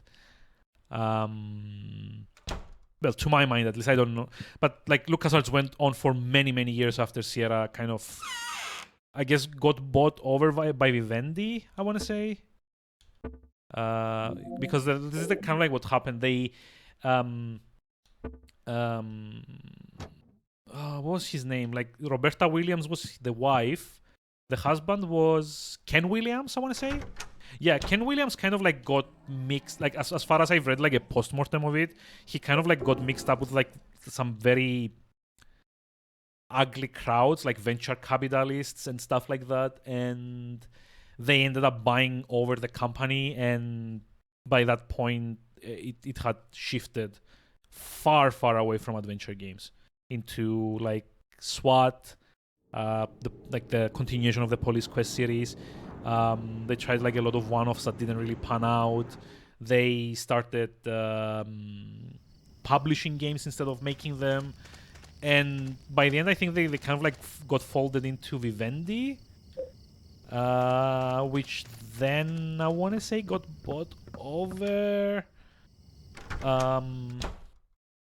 But anyway, it didn't end well for Sierra. It kind of just became like a brand for other companies to use. What is this? It's falling apart and I can't even read most of the pages. Here's a part I can read.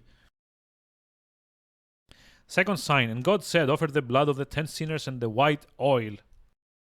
White oil? Eek. Be then released from bonds of the flesh and gain the power of heaven. From the darkness and void bring forth gloom, and gird thyself with despair for the giver of wisdom. The third sign, and God said, return to the source through sin's temptation. This is gonna be something for a puzzle later, probably. Holy Scripture scrap, yeah.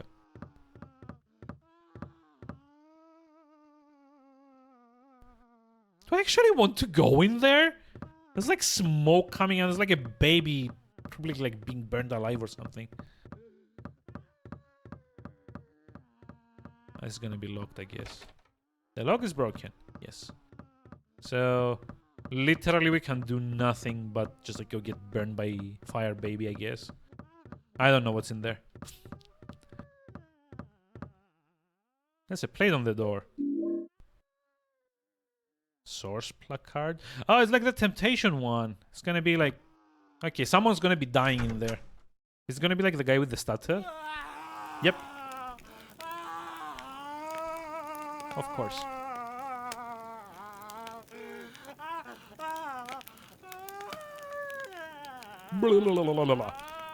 Favorite Sierra games were not Sierra Adventure. Oh, the Incredible Machine. Oh, man, that brings back memories. 17121. Also gross. I finally met him! The one the nosy guy talked about! The devil! Okay. Weird. Also gross. But yeah, I've played a lot of the Incredible Machine, especially like the third one. I remember there's like this bit in the third one. They actually implemented this thing where like mass affected things a lot more than in previous games. So like if you had, there's like, you know, for anyone that hasn't played the Incredible Machine, it's basically kind of like a sandbox, not sandbox exactly, but it's basically a Rube Goldberg machine creator, kind of. Basically what would happen, you would get like something that you needed to activate and like a bunch of like mishmashed stuff that you needed to use to make that thing activate. It would be like a lever at like the bottom of the field, and you would have to somehow make platforms and make a bowling ball roll across and drop on the lever and activate it. Or it would be like a button that you had to press and you only had like daisy chains to make it like start working on like a fan. And like especially at the later stages, it became to the point where you had to just like made like all these like ridiculous contraptions. Like there's like a mouse that you had to get attracted to a mouse, exactly. You get into the hole, and to get into the hole you had to get it spooked, and to get it spooked you would only have like a tennis ball and like maybe 2 feather dusters and like a daisy chain and 2 conveyor belts. And there was like this whole thing that you had to manipulate the physics of each object to get like the entire thing to do what you needed it to do. Like you would have conveyor belts that you could kind of like stretch or kind of like bend sideways and stuff like that. It was like one of the first puzzle games that I ever played, and I binged the fuck out of that. I didn't actually own it though, unfortunately.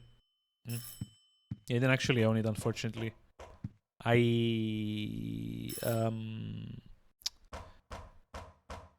what the? Who's this guy?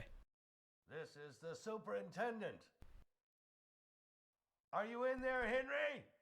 Yes. Help me! There's something wrong with this room! Yes, now show emotion. Let me out of here! It was like literally a guy burning in front of me earlier on, and only anybody home? now I'm showing like, oh my god, help me emotion. Right? Earlier on was like, it's like toasty. But it was like a very interesting game. They actually made like 3 or 4 of them, and I think there was like a revival at some point, or there's like a spiritual successor on Steam, which I might own. I'm gonna have to check afterwards. It was like a very fun pastime, especially once you figured out that you could make, like, especially in the later levels where you got a lot of pieces,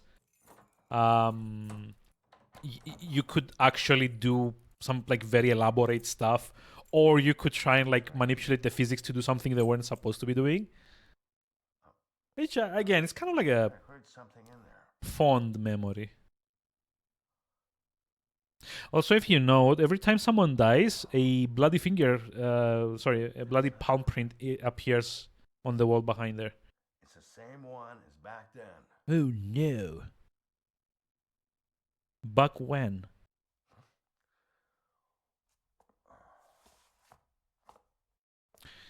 Okay, are we done? Now Henry's gonna be, oh god damn it.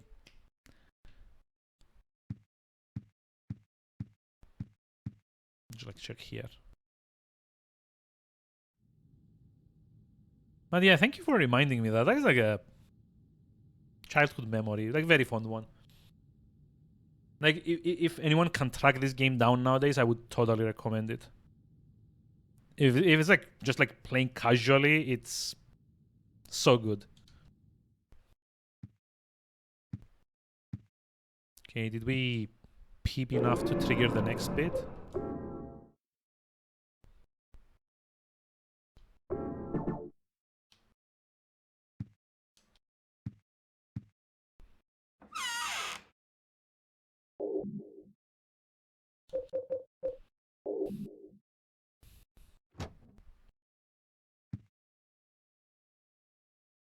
Are you yearning for that special place to spend quality time with your... Had a weirdly good soundtrack too. I don't remember any soundtrack, but then again, like I said, I never owned it. The guy that I was doing computer lessons at when I was a kid, like, you know, office stuff like Excel, Word, and stuff like that, he actually had a few of these pre-installed, and he would let us play games after the class was done. So I distinctly remember playing 3 games. It was like The Incredible Machine 3, it was Hocus Pocus, which is an old Apogee Software platformer game. Not particularly good, but was like serviceable. And the other one was Jill of the Jungle, I want to say, which was a game by a small studio you might have heard of called Epic Games. Sorry, at the time they were called Epic Mega Games.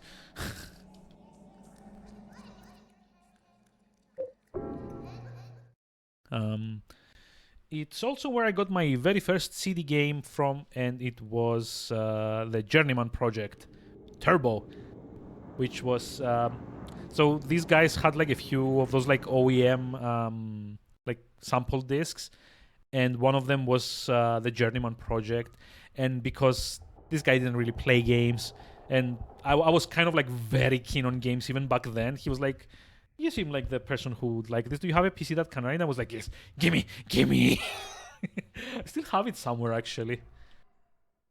Not with the box, unfortunately, because, you know, it was like bundled software at the time.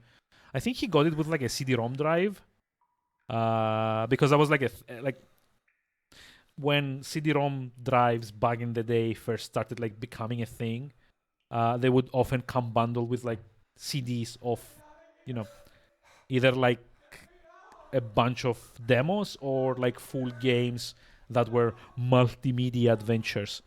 because they wanted to kind of like showcase the loading times, the read times. Sorry, not the loading times. They wanted to showcase the look at what your computer can do now. I have a few of those actually. I don't just like remember them. I have at least like maybe like 5 or 10 of them in. Oh, what the?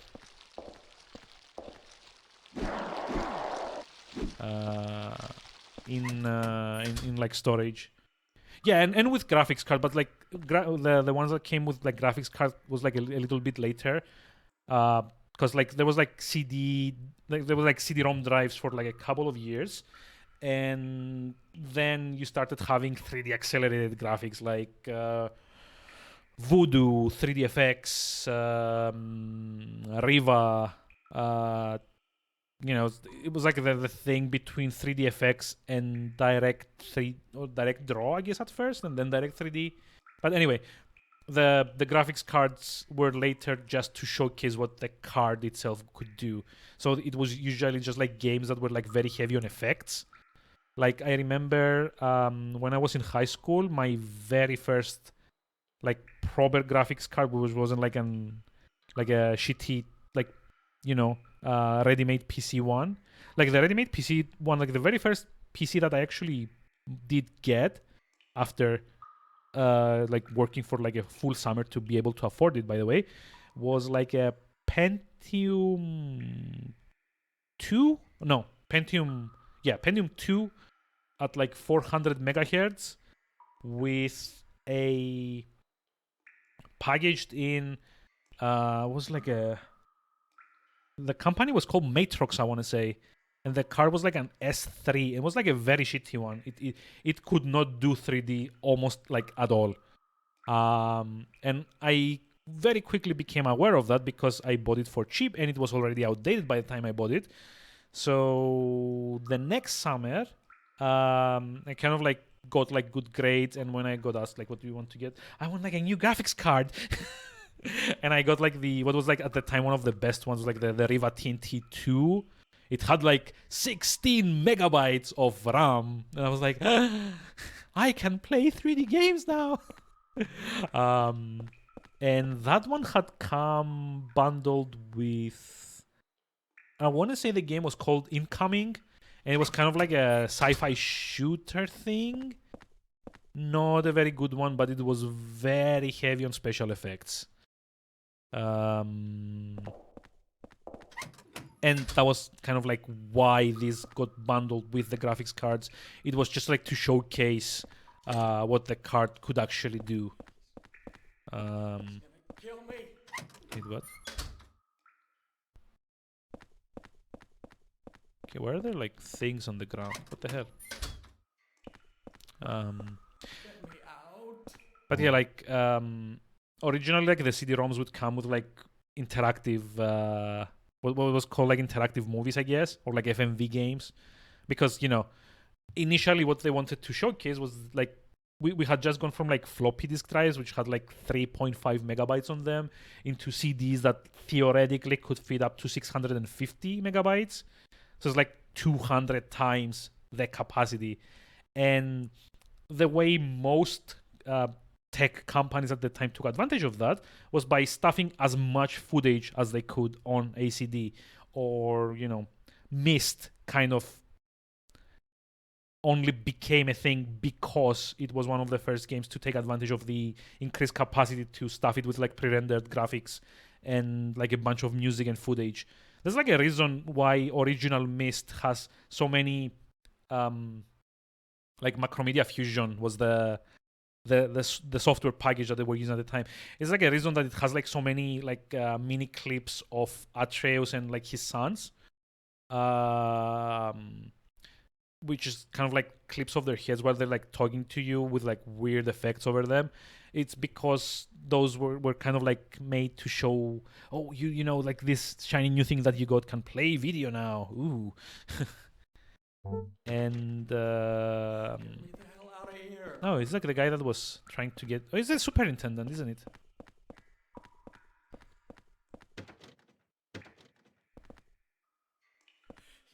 Okay. He's gonna kill me. Okay, hold your horses.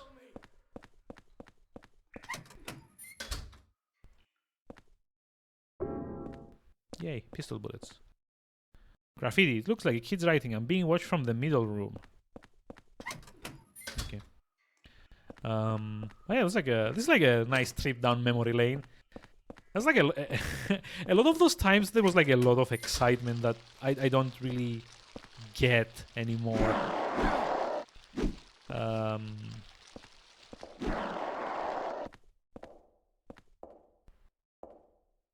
Wait, what? Why are there like footsteps?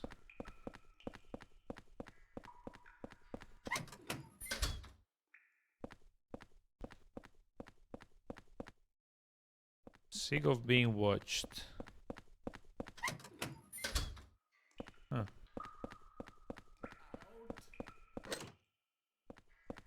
Get the hell out of here. Oh, you know, I didn't go out this way. Should I? It's a sloppily written note. To get to the surveillance room in the middle of this complex, you have to use the corpse disposal chutes in the cells. However, on the first and second floors, those cells are locked. That's so the kids wouldn't discover them. So you have to get to the first floor from one of the cells on the third floor. I know how to do it, but it's really a pain. Also, the lights only work on the third floor. Lovely.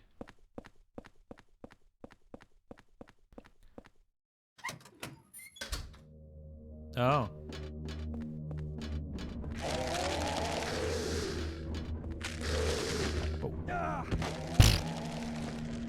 Okay. That's like good memories. I remember getting like Thief Deadly Shadows with one of my graphics cards, which kind of made sense because they did like a lot of things with their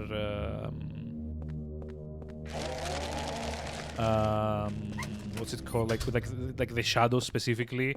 So it was like the perfect kind of game to showcase, you know, like tessellation and stuff like that, which was kind of like becoming a buzzword at the time, or like fong shading.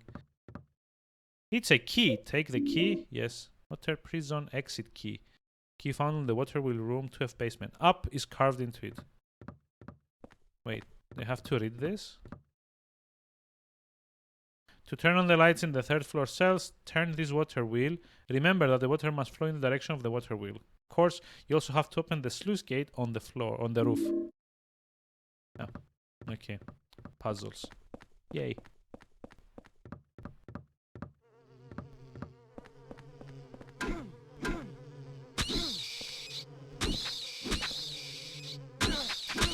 It's like, I remember those things like very fondly.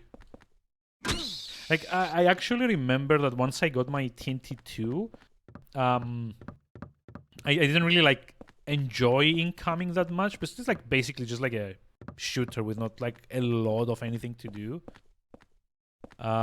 So I like a guy I was hanging out with at school lent me his copy of what's it called, Soldier of Fortune, I think, which was like one of the first games to have. Wait, what? I can't open it very wide. Okay. It was one of like the, if not like maybe the first game that had like location like damage on like enemies, so you could actually like, you know, this is gonna sound like a bit psychopathic, but you could actually like shoot their legs out, or like if you did like a headshot, you would see like the bullet hole go like on their heads. There was well, anyway, it was like a very violent game, and like most of it kind of like focused on location damage on the like enemy models. But yeah, as you can imagine, that kind of like required a lot of like processing power for the time. Like so it was like a good game to test my shiny new graphics card on. Actually, I think I finished it, but it was like very unfair as far as I remember. Like it had like the annoying habit that FPS games of that time had to kind of spawn a lot of enemies just as you were going through like a very narrow corridor, like spawn them behind you to try like catch you off guard. And after a while, it became a bit, let's say, like tiresome. Bye bye. There's like one more, I guess. I'm actually getting nostalgic today. I don't know why. Like, if I weren't streaming this, what would I want to be streaming? That's kind of like retro-ish from back then.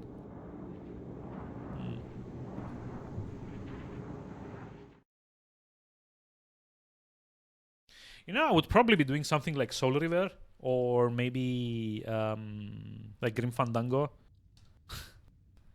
You know, it's like the kind of like blocky 3D graphics that are like very reminiscent of like the PS1 and like similar era. I don't remember turning this on. Whoa.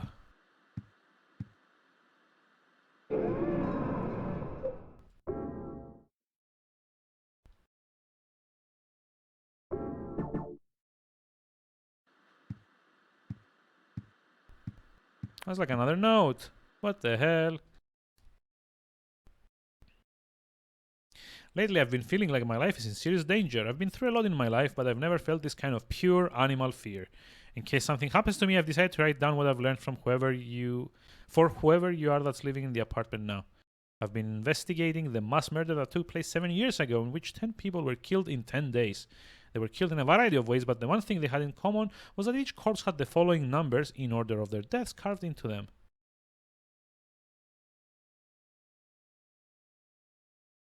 Oh. So it's like 0, 1, 0, 2, 0, 3, 0, 4, 0, 5, 0, 6. So now we have like 11, 16, and 17.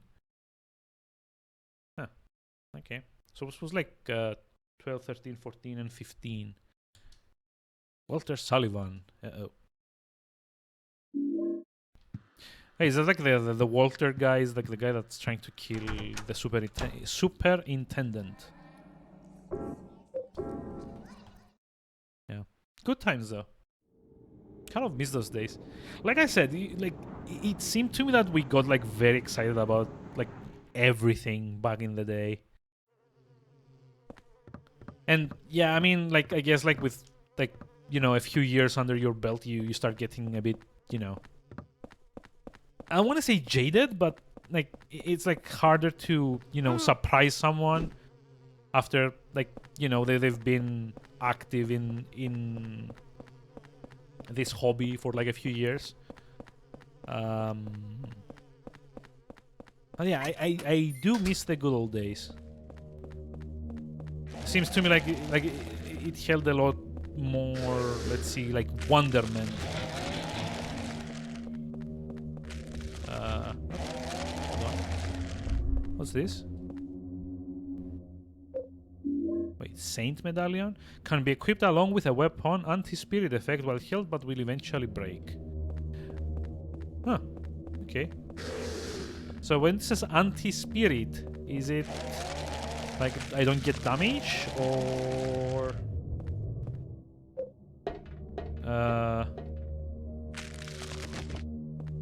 just like protect me from dying, or okay, this I think is the 3rd floor. So what's like through here? You want the water prison exit key? People are reading about the wait, Nintendo Switch Online. Oh, you mean the thing where they added the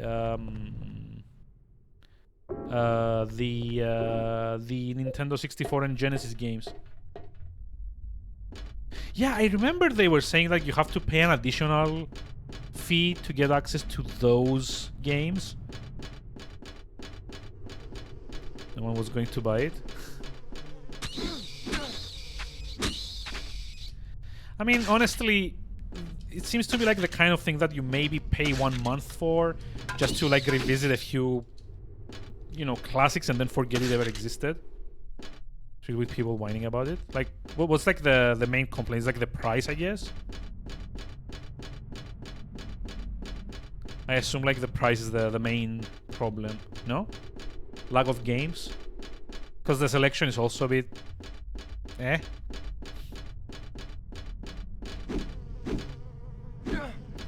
Cutting off time frame lag?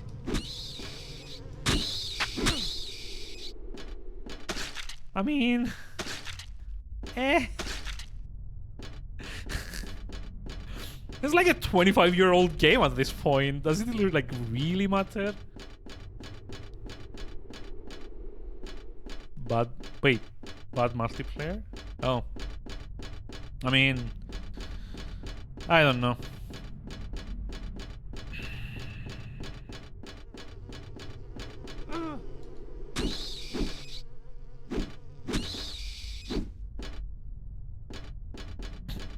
I like them just like whacking them off the towers, like, phew. Bye bye. Oh. Damn you. I don't like that this thing is doing like hit and run tactics. I'm not saying that it's good, but yeah. I mean, people always do get to like complain about a lot of things, but on the other hand, it's also such an annoying thing that they're doing, like having like an online subscription and then add-on packs for that online subscription.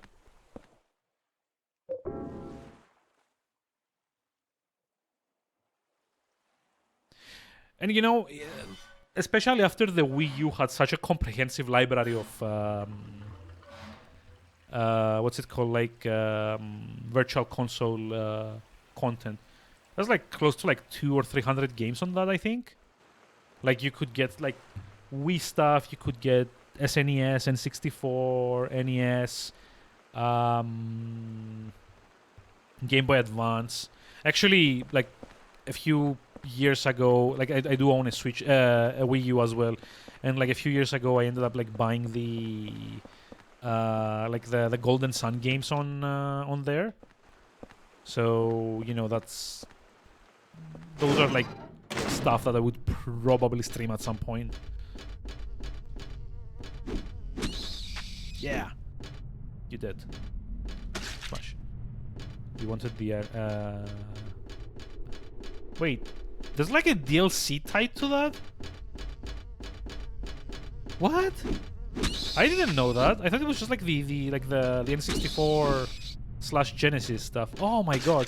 So what is the New Horizons DLC about?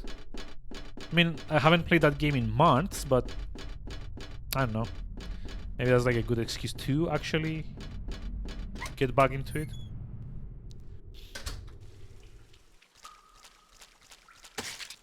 What the?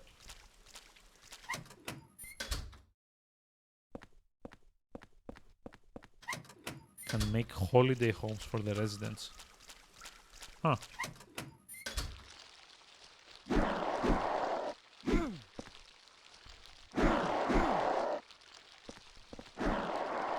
Yeah, probably doesn't sound like something I'm like going to bother with. It's going to be a massive update. Yeah, but I guess like the update doesn't require the like Nintendo Switch Online. I'm in trouble. I stood in front of the surveillance room and yelled as loud as I could, but nobody came out. Okay.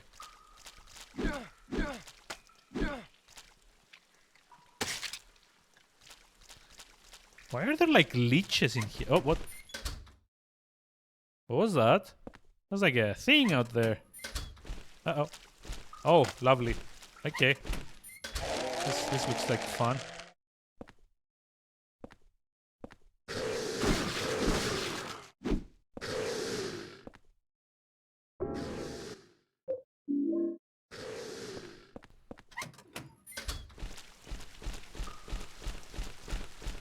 No, don't. Jeez. You cannot turn when you're running. This is like, Something, return the paper. Now it looks like I'm sleeping. Huh? Were those footsteps? I wonder if they saw me.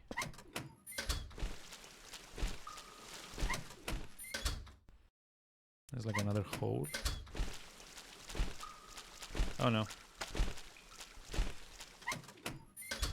And another hole.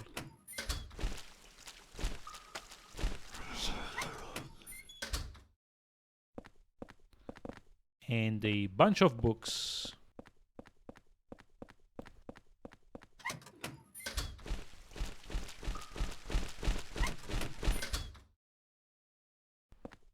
There are clothes lying here. Okay.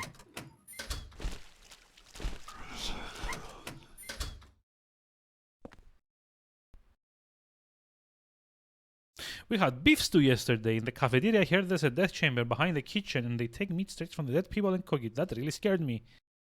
What? That's not okay.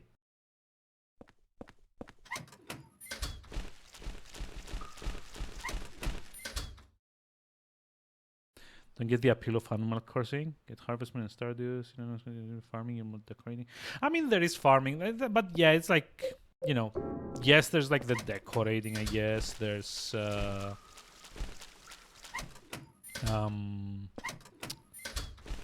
it's kind of like the same principle, though, as Harvest Moon. It's like setting yourself like a few short-term goals and like, you know, getting the island in this case to be like make it like how you would like it to be. Okay. I have no idea what I'm doing here.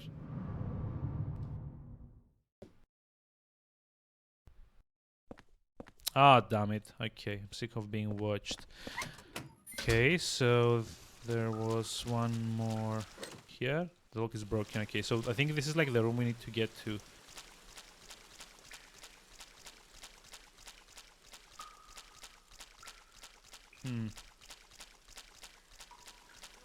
So up we go again. And yeah, I guess that's like a very, I don't know, I wouldn't call it like acquired taste. I think like partially it's more about like collecting everything, if that makes sense. Because like it's not just like the decoration aspect of it. There's like a lot of collections that you can like work towards, like insects and like fish and oh god and what else? Like all the furniture and the clothing and the styles and like collecting your favorite villagers. Like it's really a game about like collecting more than anything and kind of like having a few like short-term and long-term goals. I think this is probably why I didn't like keep playing as much as I did, is because like once I got to the point where I kind of had like a nice looking house and had kind of, you know, paid most of like the debts that you get from it, I didn't like really see the point of keep playing after that, you know. Okay, are we going to the basement through here? Yep. Oh, what the? Could you not? Ow. It's unlocked. Yay. Okay, I don't know where we are. It's unlocked. Okay, now I know where we are. Kind of. It's locked from this side. Okay, guess we're going up this ladder. But yeah, I guess like for like a lot of people, I think the appeal is more towards kind of slowly kind of building it and fine-tuning it and tweaking it and, you know, making like, you know, everything like a bit more pretty. It's less about like the reward of it, but more about like the process of it, if that makes any sense. Like I've seen people like for example like Sly TQ, right? She does a lot of Animal Crossing, and like for the most part it's more about, you know, spending an hour choosing wallpapers for a single room, like make a room that's themed around jazz lounge bar, for example, or just like make a room that's like a vault. And yeah, that's like not for everyone. It's like a much like slower burn of a game than Stardew Valley, for example, where you have like a set, you know, process. Yeah, I mean, fair enough. Like for some people, it's kind of like a mellow thing. I think like in a way it kind of taps into the same vibe that Elite Dangerous does when you're trading. Because I've heard like a lot of people will play Elite Dangerous as such. They will outfit a ship for like long distance hauls, and then they would just like let the autopilot do its thing while they monitor the game and have like a podcast or like a video on the other screen or like a movie or something. And you know, it's kind of like a more relaxing thing to do.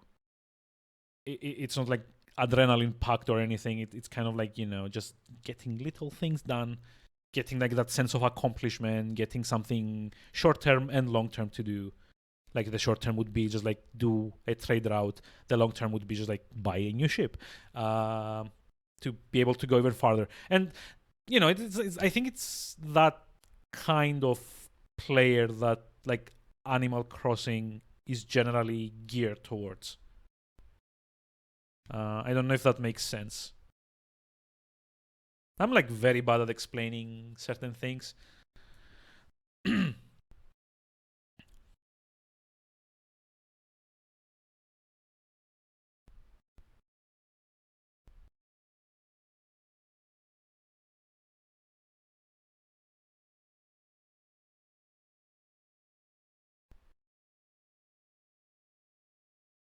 Oh no.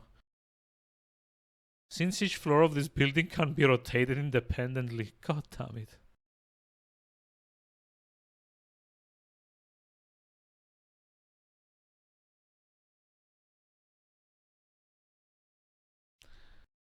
Oh god. This is lovely. Am I gonna have to like rotate? Oh yes. And like the worst way possible.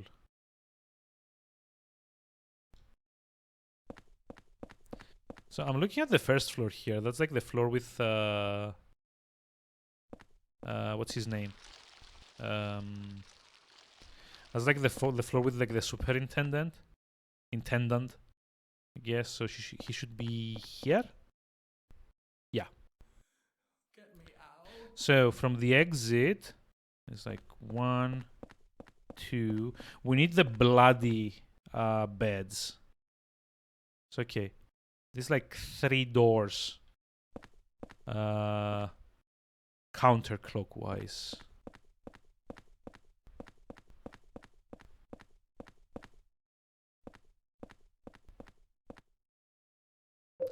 Okay, go up. I think I need to draw this out. So it's like the super, the exit, and then 1, 2, 3. First floor. Okay.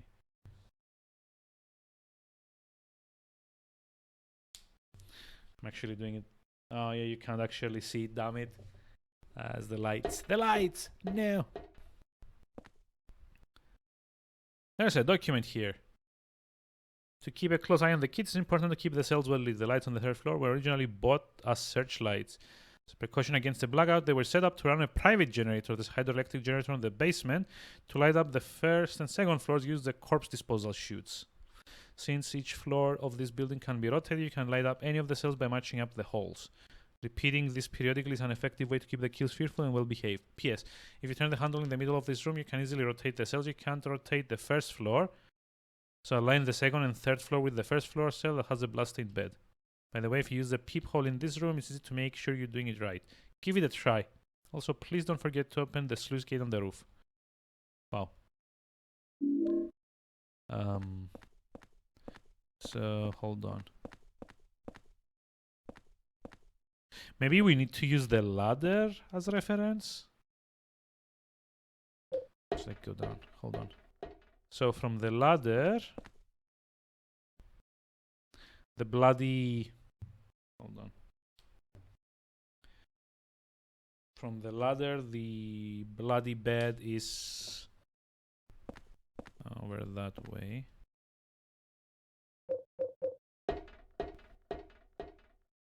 So it needs to be here, right? needs to be there. There's like 1, 2, 3, 5. Yeah, 5 clockwise.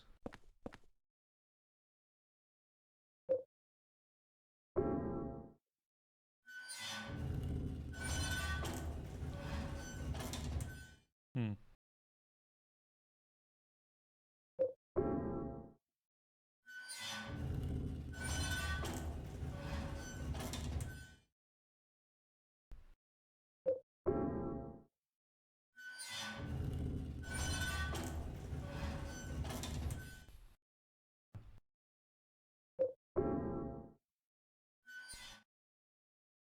Okay, so the room here should have the bloody bed. Yep, there we go. Okay, so go up.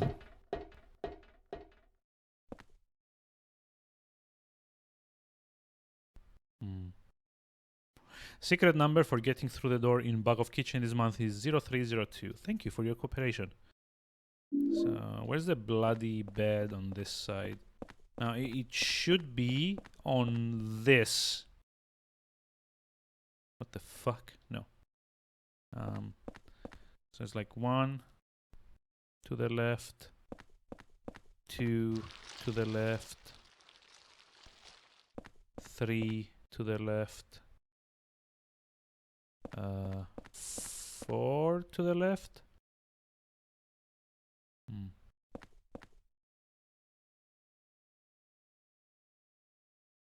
5 to the left, 6 to the left. Or I guess like 2 to the right.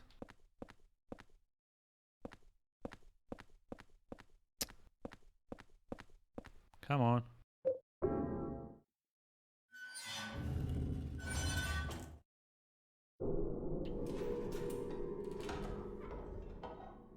Wait, what? Just like solve it? It's like, was it like 1 to the right? No. Need to do one more time. Why did the door open?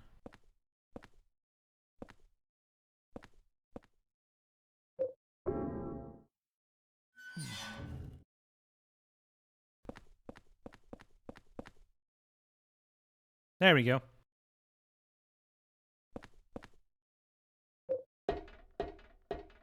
Now we should be able to...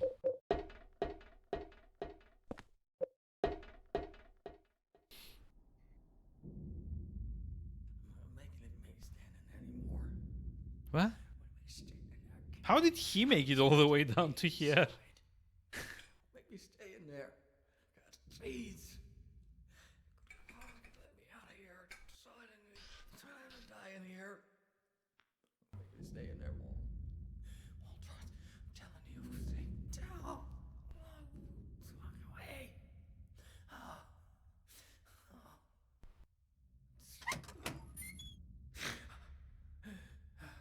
Who is that boy?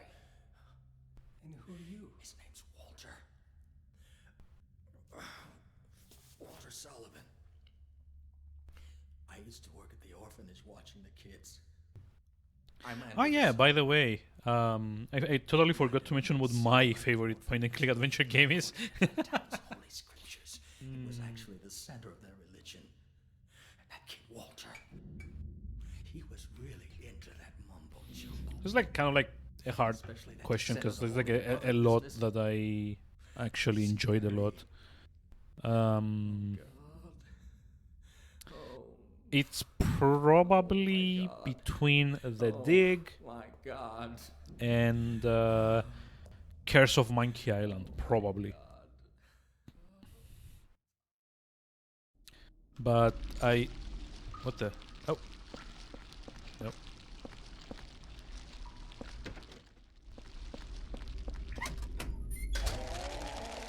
But I will say that I also did enjoy a lot of...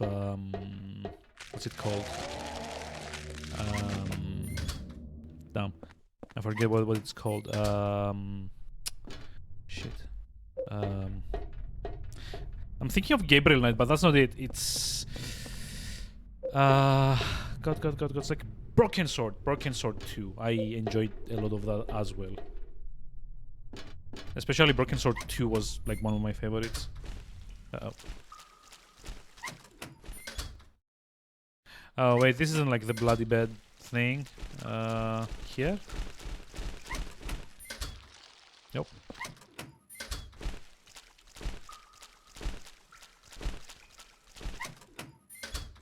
Nope.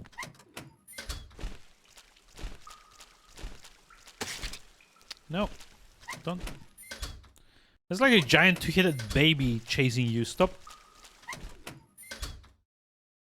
bothering with like leeches. Oh, there we go. Here it goes. Hopefully hopefully I did like the right combination. If we go through like 3 rooms with like bloody beds, I think it's gonna be like the correct. Yep, there we go.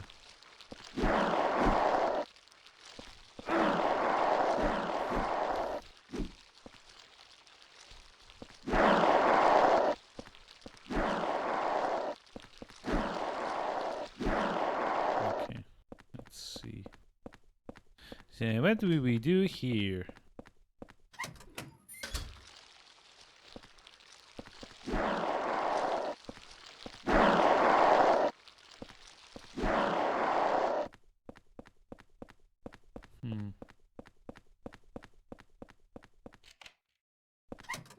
Okay, this will take me into the the central hub, I guess.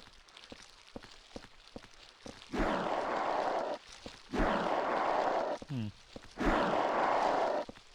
I don't know, I've like played so many of them, and there's like definitely some that I wouldn't mind replaying again.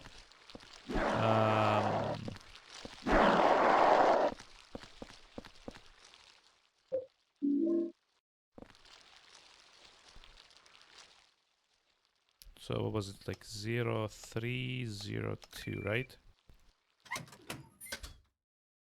There's like so many. Like Day of the Tentacle was also quite good. Like actually most of the LucasArts ones are really good for me. The first 2 Broken Sword games were amazing as far as point and clicks go.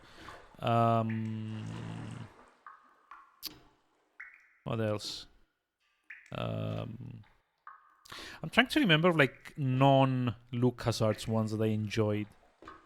And there's certainly like a lot that I have. Like any like Sierra, like Quest for Glory, right? Is a great series. I was never a fan of like the Space Quest ones or like the what was the other one? Quest.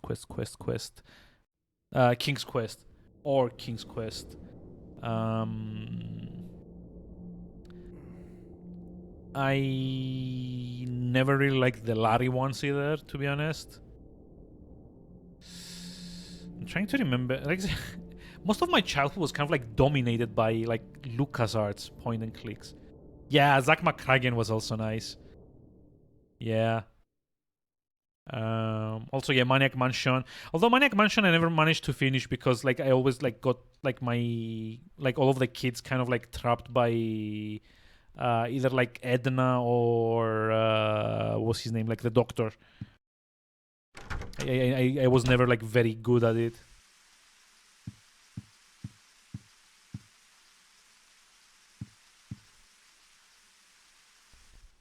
There's a scrap of red paper. Blah, blah. I found something that is extremely effective against the ghost. It saved my life. It was stuck onto the huge rock in the woods near the orphanage. It's a sword blade with a handmade triangle-shaped wooden handle that has some kind of spell written on it. As a weapon, it's heavy and hard to carry, but somehow it seems to change in response to the ghost victim's power. Strike when the sword is energized. If you don't reduce their power, your attacks will be repelled. As far as I know, there are only 5 swords in existence with that kind of power. It's extremely valuable. Just after I stopped playing games for almost 20 years. That's a lot of time. Aw.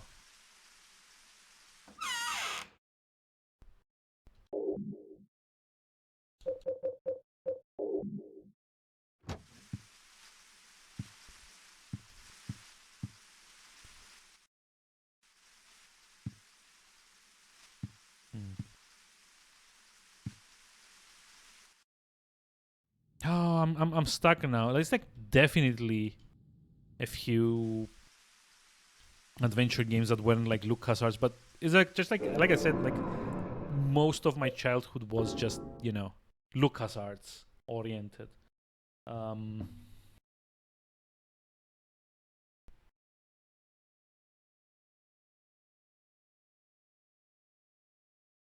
Yeah, I don't actually have like a lot of boxes there. It's like most of it is in storage, and all that I have here are like, I don't know. Can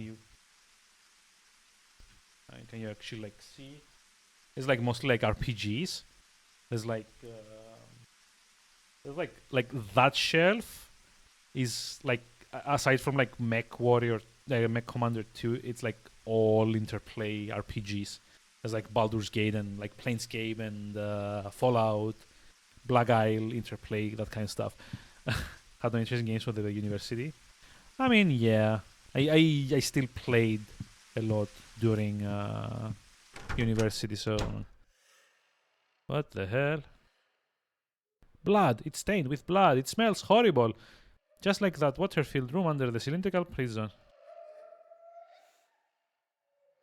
Wait, and what do I have to do here?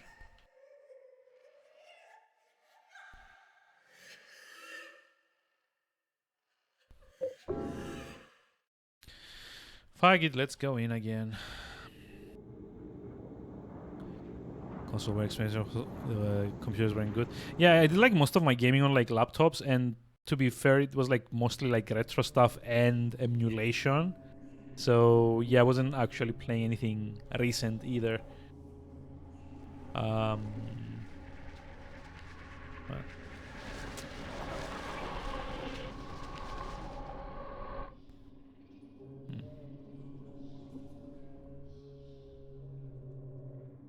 Oh, Sanitarium. Sanitarium was like a great point and click game of that time that I played the hell out of. I'm trying to actually remember other ones.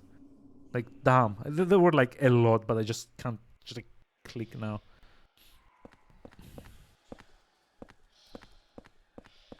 But yeah, Sanitarium was great. Even though the final couple of levels were a bit dumb, especially like the Mayan themed one, and like the end game with the, it's like, I think it's like the chess puzzle, as far as I remember. Those I didn't really like. What's a car doing here? I don't know. What is here to begin with? What the? Oh no. Oh no. I'm trapped. Hi. Ow.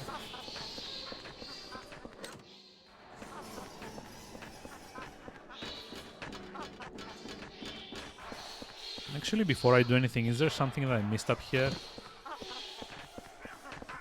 Nope. Bye.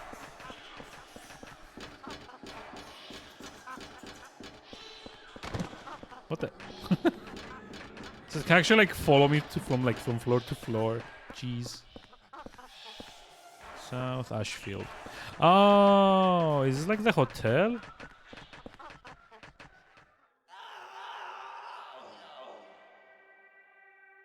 Ouch! Damn it. What? Where the hell am I? Oh, it's that guy that was outside my... You're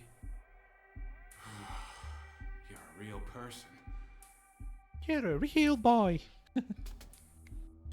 Hey, you're the guy that lives across from me. Yeah, my name's Henry. I'm Richard Braintree, from 207. Braintree? What the hell's happened to us? That hole in this freaky world. But if you're here too, then there must be something wrong with the whole apartment building. That must explain what happened to that other guy too. Yeah. What other guy? The guy who lived in 302 before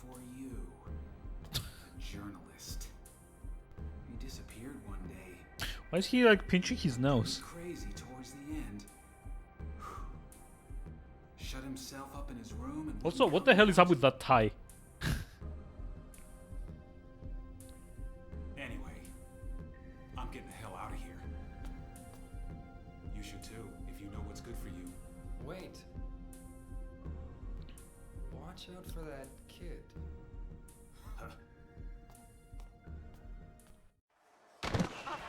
Oh. It's like a very cheap way to like put me in combat.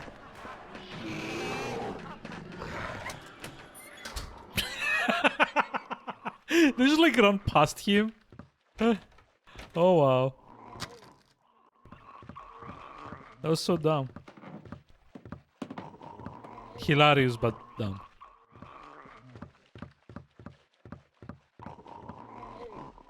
What the? There's a weird sword stuck in his stomach and he's holding something in his hand. Ghost's key. The key that the ghost was holding. Just like pull the... Sword of Obedience. Extremely rare sword. When used against downed ghosts, it stops them in place. When pulled out, the ghost is revived. Uh-oh.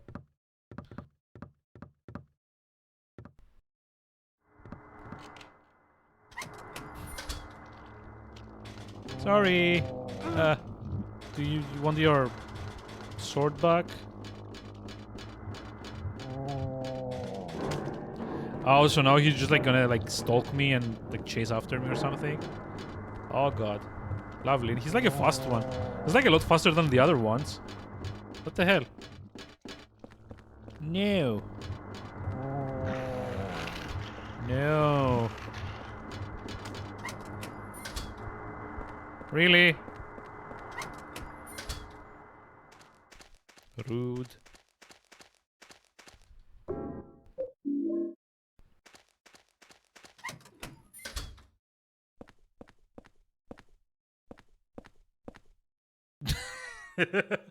I can't hold anymore. No kidding.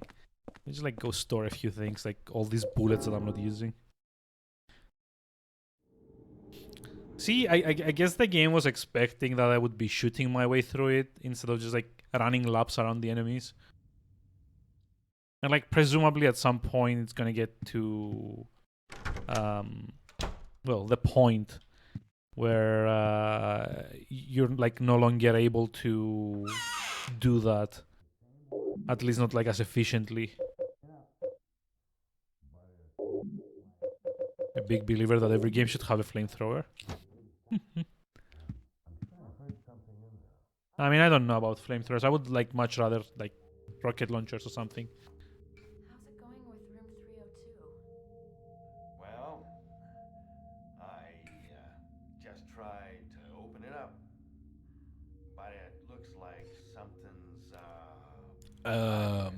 Blocking it. Something chain-like. Anyway, it's not the first time. You mean the guy who lived here before? And it wasn't just him either. There's something wrong with his whole apartment. I mean, why would you say that to a tenant? That's how you get people to move out and never rent it again. Well, anyway, I just slipped a note under his door. I just slipped a note under his door. I hope he picks it up. Wink, wink. There are a lot of strange things in this world. The umbilical cord I keep in a box in my room.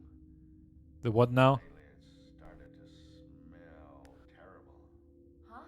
The what now? Umbilical cord? Well, I forget I said anything. The what now? But still. Who would say something like that casual in conversation? Oh, I have an umbilical cord in a box in my apartment. It's starting to stink. Maybe it's due to decomposition. Like, jeez. Stained with blood and I can't read it. Wait. if I can't read it, then why did I put it in my...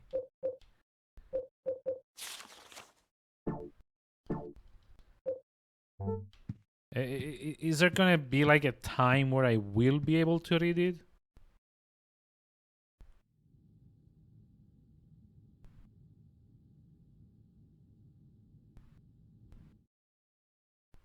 What the... Was there like a head floating out there?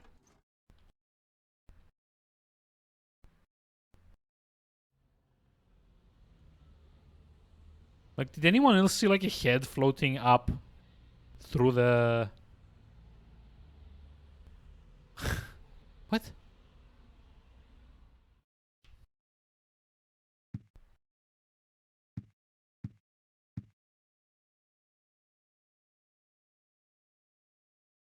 Right?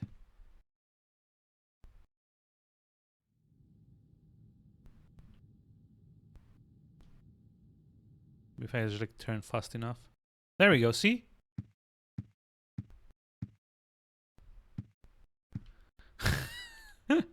What's the point of that? Like, it's not scary or anything. Just a random floating bolt head. Why?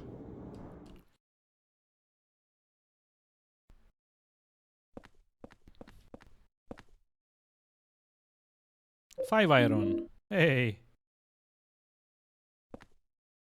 I keep getting like all these like golf clubs. It's an aluminum butt. Ooh, maybe. Oh, maybe this one I should use and it won't break. So I can stop using the pipe.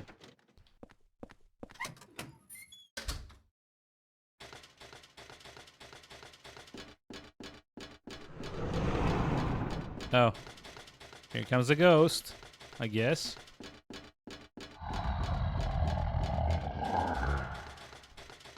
Probably. Or I'm about to go fight like a Dark Souls boss.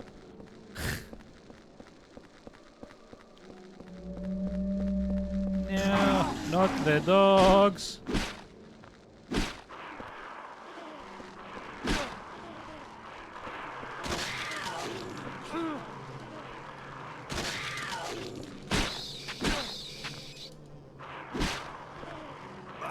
Ow.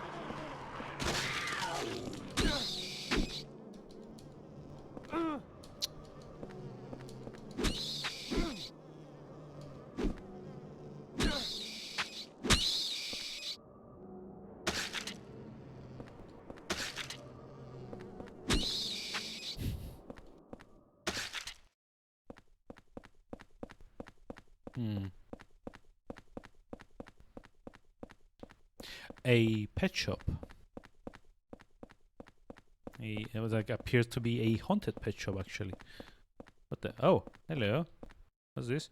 There's no, not pet food.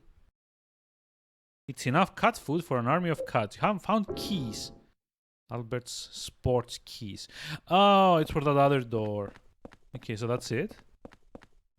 No, because it's like a door here. I'll keep going further down. You know what? Never mind. That guy seems to have that part covered.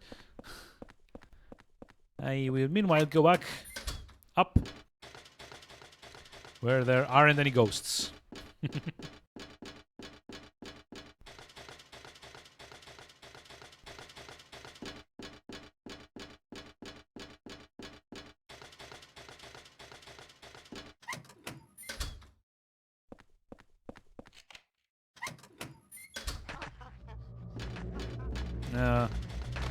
Great, it's those things again.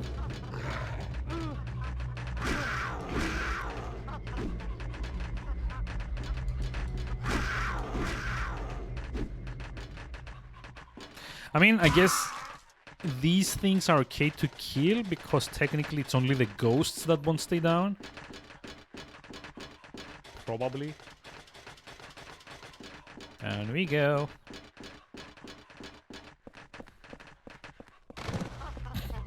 Yeah, I saw that coming.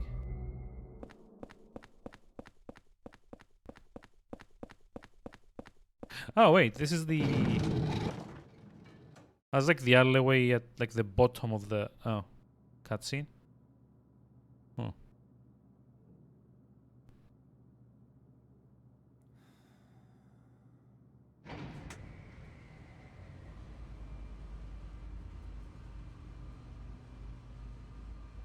Hmm. There's someone on the other cage. Whoa. I was like, he didn't even like see me. No. You the kid he was talking about? Are you dumb? He's like, watch out for the You live in kid. that apartment too, huh? Say, you look a lot like a little punk that I once caught sneaking around there. Do you know something about what's going on? Hey, you! Stop! Yes, make the characters even more dumb.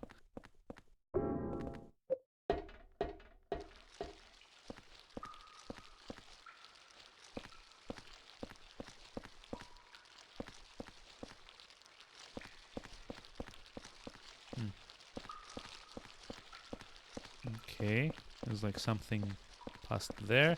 There's another ladder here. Okay, I'll bite. Ow. So I'll bite. I will just like run headlong into the creepy stalk hunts.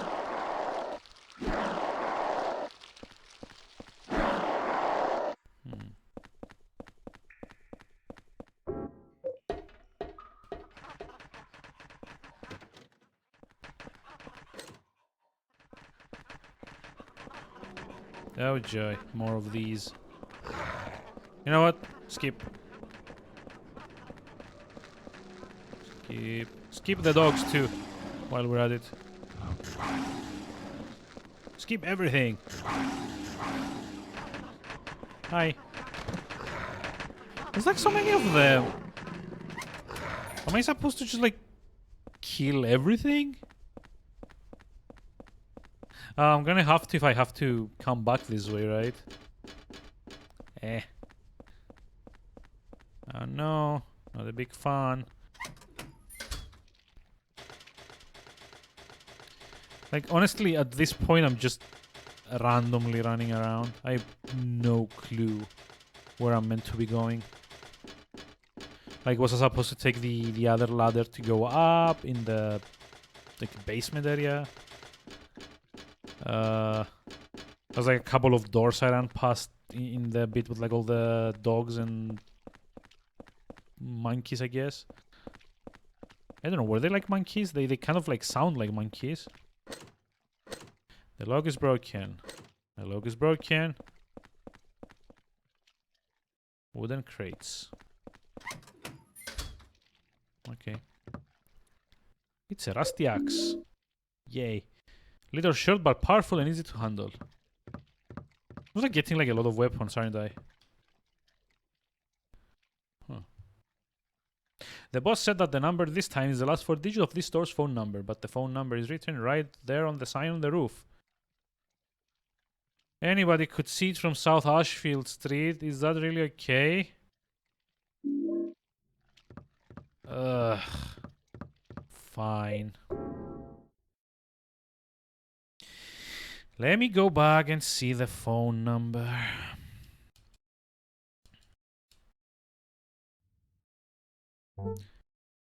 I mean, like, on one hand, I want to say this is kind of clever. But on the other hand, it does force me to go 2 or 3 loading screens, which is not great. Yes, jump scare.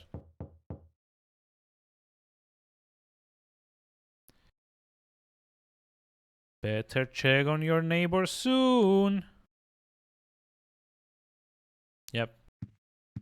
There's like for sure going to be like some kind of jump scare now.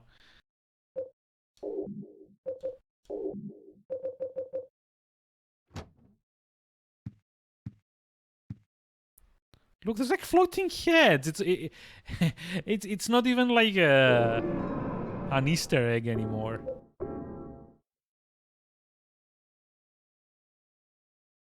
Just like a random floating head. Here comes the jump scare.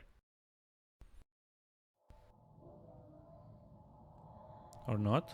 Huh.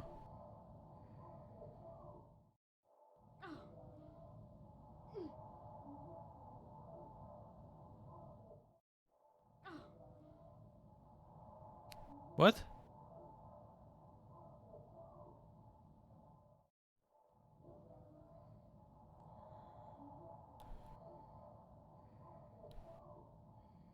What's she doing?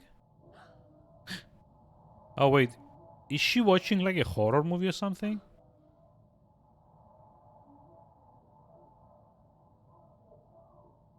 I think she might. Although, who the hell sits on their bed fully dressed to watch a horror movie? You're going. Have a nice evening, Koshi. Thank you for dropping by. I think this is like as good a time as any to call it as well.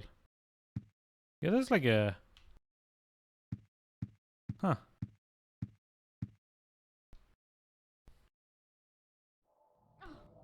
Nope. Still watching horror. I don't get it. Oh, maybe when they said better check on your neighbor, they meant the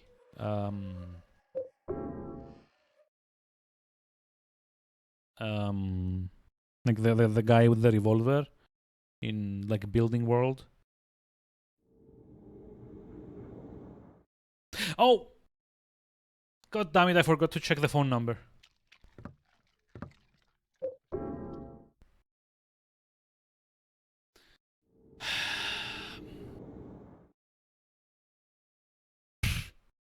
That was dumb.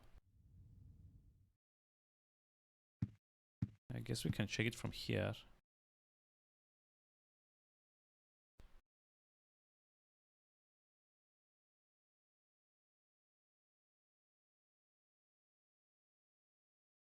Wee.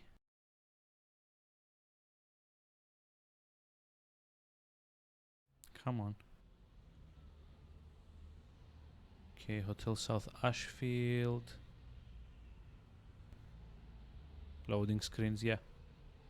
Also, hey, look, there's like a balloon of that Stuffy's head from like Silent Hill 3.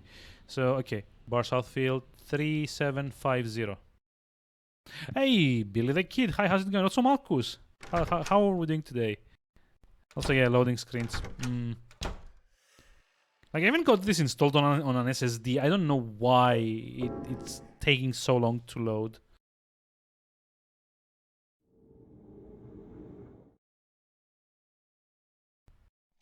Is an auction going? Oh, low blow. For shame.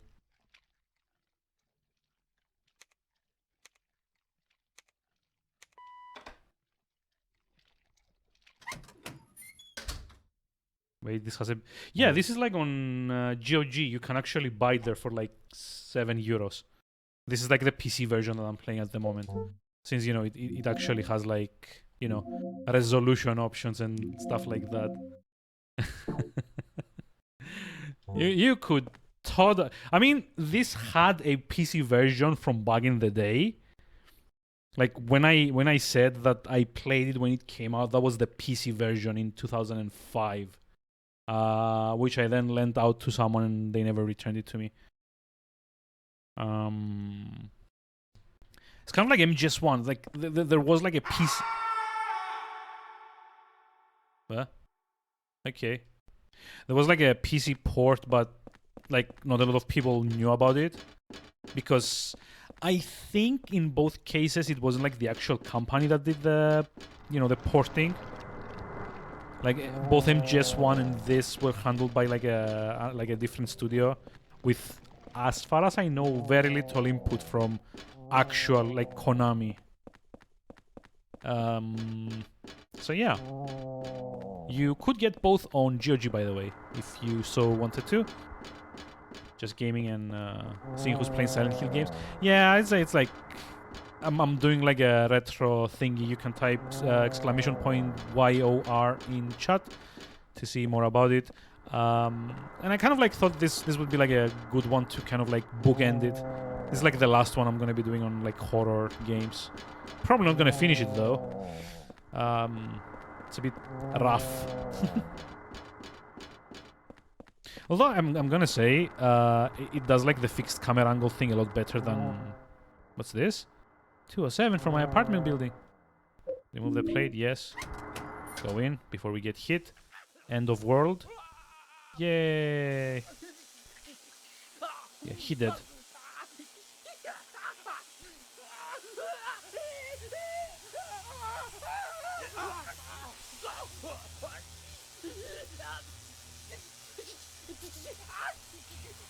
Let's go.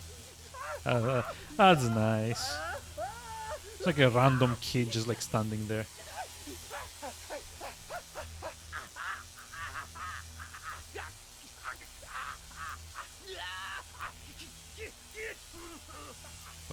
He needs a hug. He needs a kick. Why can't I just like kick him? I'm just like standing there like watching. The character's like an idiot. Jeez. There's like any number of things you could be doing to get him out of there. You know, use that butt that you're carrying around. Or I don't know, whatever. Just like something. Also, yeah, how is the Nocturne going? Wait, hold on. Like, weren't you like doing your last like ending? Don't you like have like one ending left to go? In yeah, so this is like the home stretch, right? Looks like another one, Captain. Got one.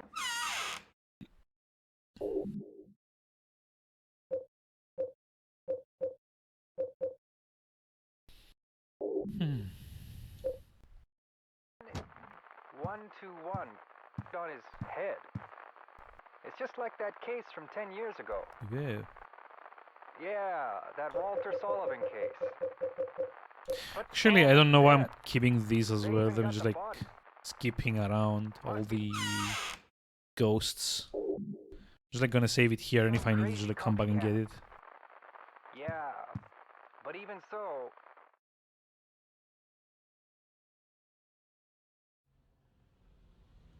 What the?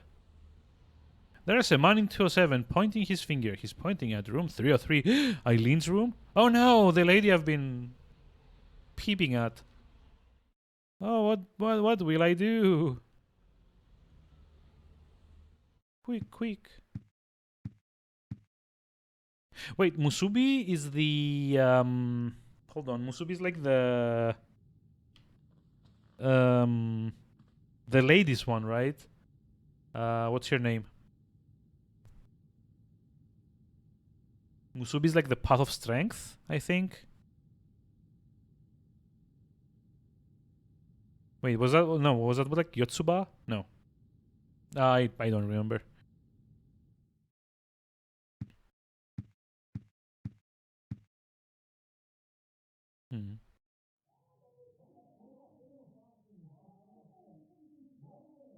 What? How can I not hear what he's saying? Oh, Yosuga. Yeah, never mind then. So Musubi is the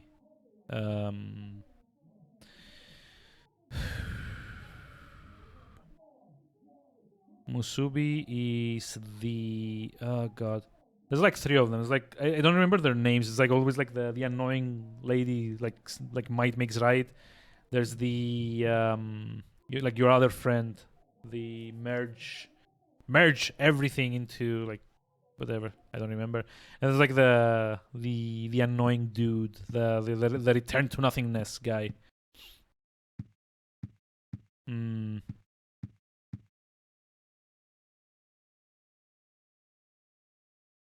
That's it? Okay.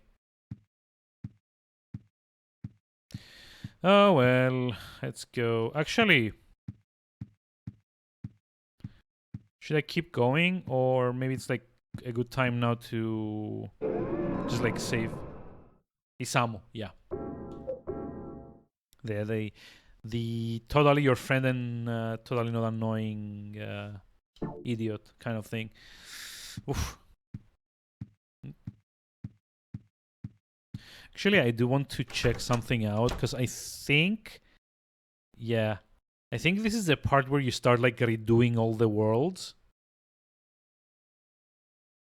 And now you have to escort Eileen through all of them, I think.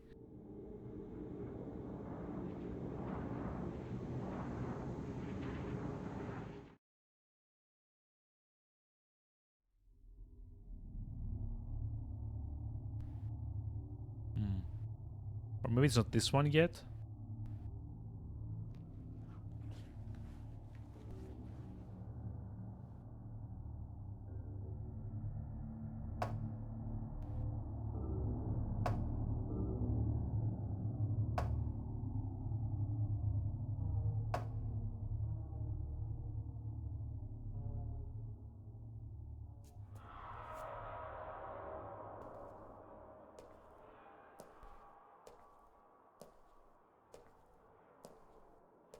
Okay.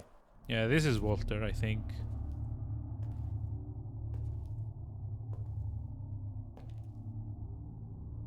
It looks like my apartment. What the hell is this? Yeah. It's like we've literally seen like 4 people die already. I think at what point do you stop asking questions and just like start, you know, acting or reacting or whatever?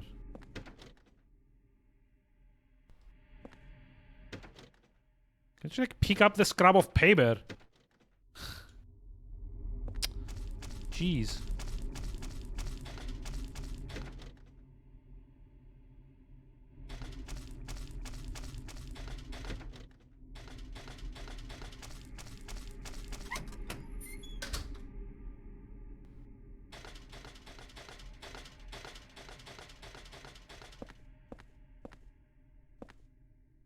I got this from Miss Galvin. A long, long time ago. Oh, so much of the game we could have skipped if we could do this.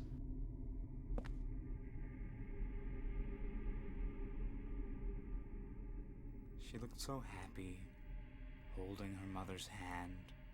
Oh, so that's why I'm gonna Here. kill her. I'll give it to you.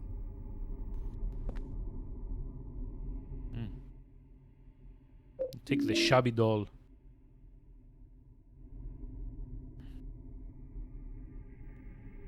She was so young then.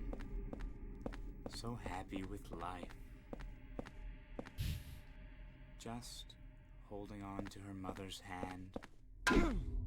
Oh god, something got into my eye. Okay, yes. She was so young Ah! then. So happy with life. Whatever, you jerk. Wait, no, hold on. I need to check this first. Or this. There's like so many places to go. And like honestly, for the most part, they don't seem to like matter that much. There are tenants, lockers. There are numbers 1, 2, 3, 2, 4. Okay, and guess we don't need to do anything.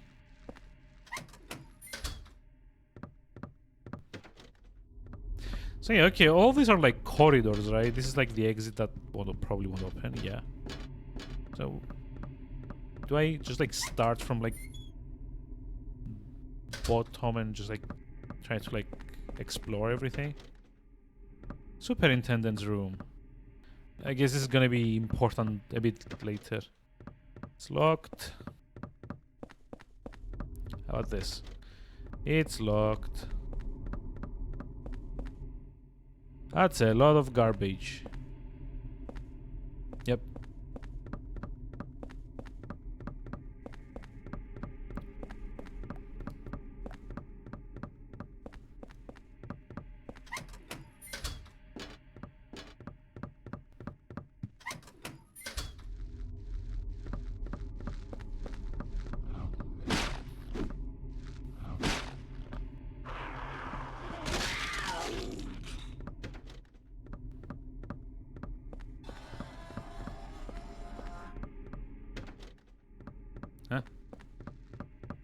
That was weird sound.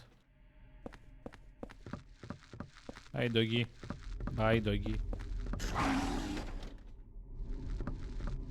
Jerk! Whoa!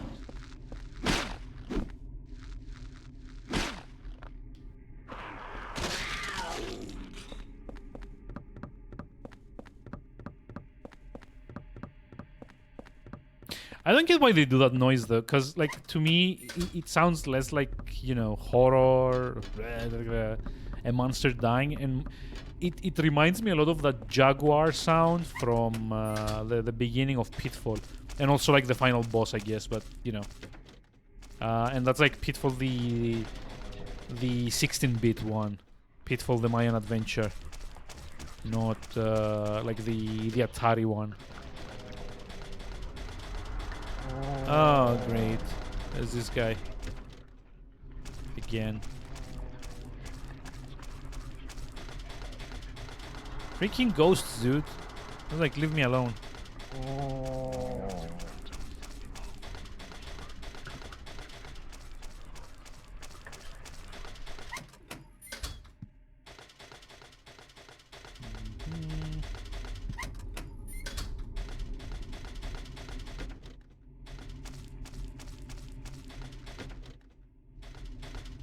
Uh-oh.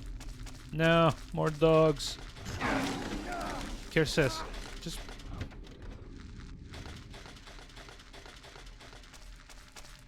Nah. No. Whew.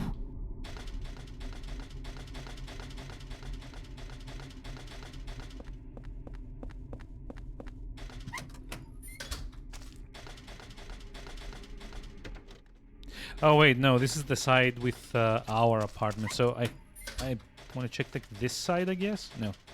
There is no this side. So, I guess back to Eileen's apartment, right? It's locked.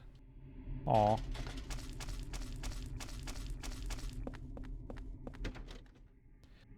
Oh, you know what? We probably have to go back to...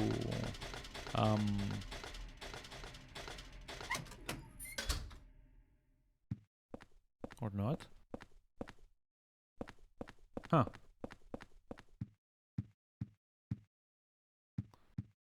Yeah, I thought we were probably gonna have to go back to the real world to get that note. Just a red paper with nothing written on it. I'll stick it under room 302's door. Wait, should I go back and get the other one? Do you think if I place this one under the place it's gonna like disappear? This guy is the super. He was much younger in this picture. There's a key taped to the back of it. Yay, keys.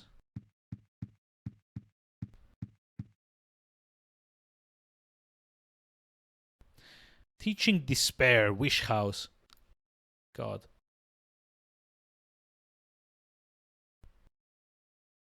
Heathen organization, Mr. Smith, who lives near wish house. Something like with prayers and sounds of children crying. God.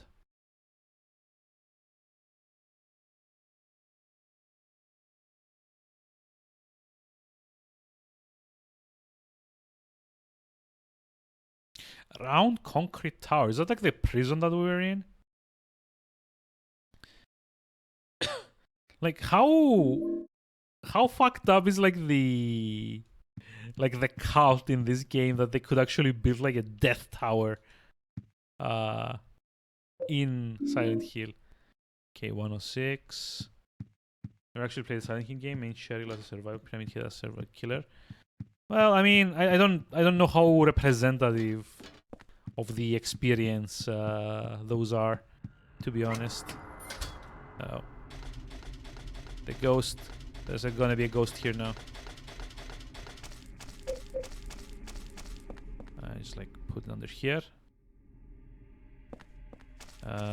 Go pick them up on the other side probably, and then kind of like do all the things with the keys and stuff. Yep, there we go.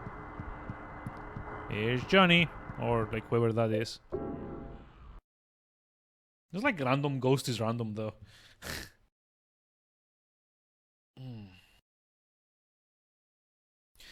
But yeah, I've never played DBD, so I have no idea. Like Pyramid Head is like a Silent Hill 2 thing though, and Cheryl is like a Silent Hill 3 thing, so they're not even like in the same game as far as I remember. At least I don't think so.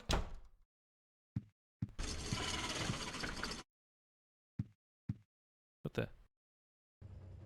Wait, did like one of the chains get undone? Ah, okay. Cool. James Sunderland. Yeah, that's like also from 2. So that's like the James is like the protagonist of 2. It was 4 years ago I discovered the body with 12, 1, 2, 1. So it's like 1. So yeah, 16 out of 21. Okay, the victim had been murdered 6 months earlier, but Walter had been dead for 7 years, having committed suicide 3 years before the murder.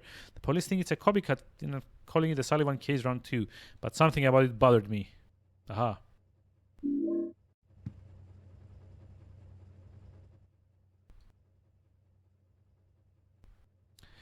I figured out the riddle behind the numbers. Yeah. Blah, blah, blah. 1 out of 21. Tried to kill 21 people, but he never finished the job. He was convinced for the murders of Billy and Miriam Locane, the 7th and 8th victims. Afterward, he committed suicide in his jail cell. The grisly mass murder of 10 people shocked the world. Blah, blah, blah, blah, blah. But the motive for the murders? Why did he kill himself before completing his task? Aha.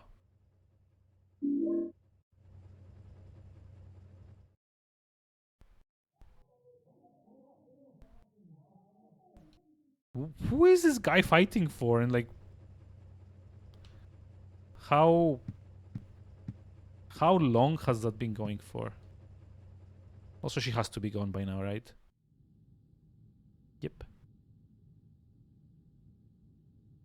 I can't see her. This is not the first time you couldn't see her, though. I mean, come on. Yeah, I think this is the end for tonight. I don't know if I'm gonna stream this tomorrow. So far, it's been going okay, but I do know for a fact that the game does get more annoying past this point. So honestly, we'll just have to see tomorrow how I'm feeling, because it's gonna be like a rough day at work as well. Let me see who is live at the moment, and we can all go say hi together. Hope you enjoyed it. To be honest, it's been okay so far. I wouldn't call it amazing, but it's been okay. All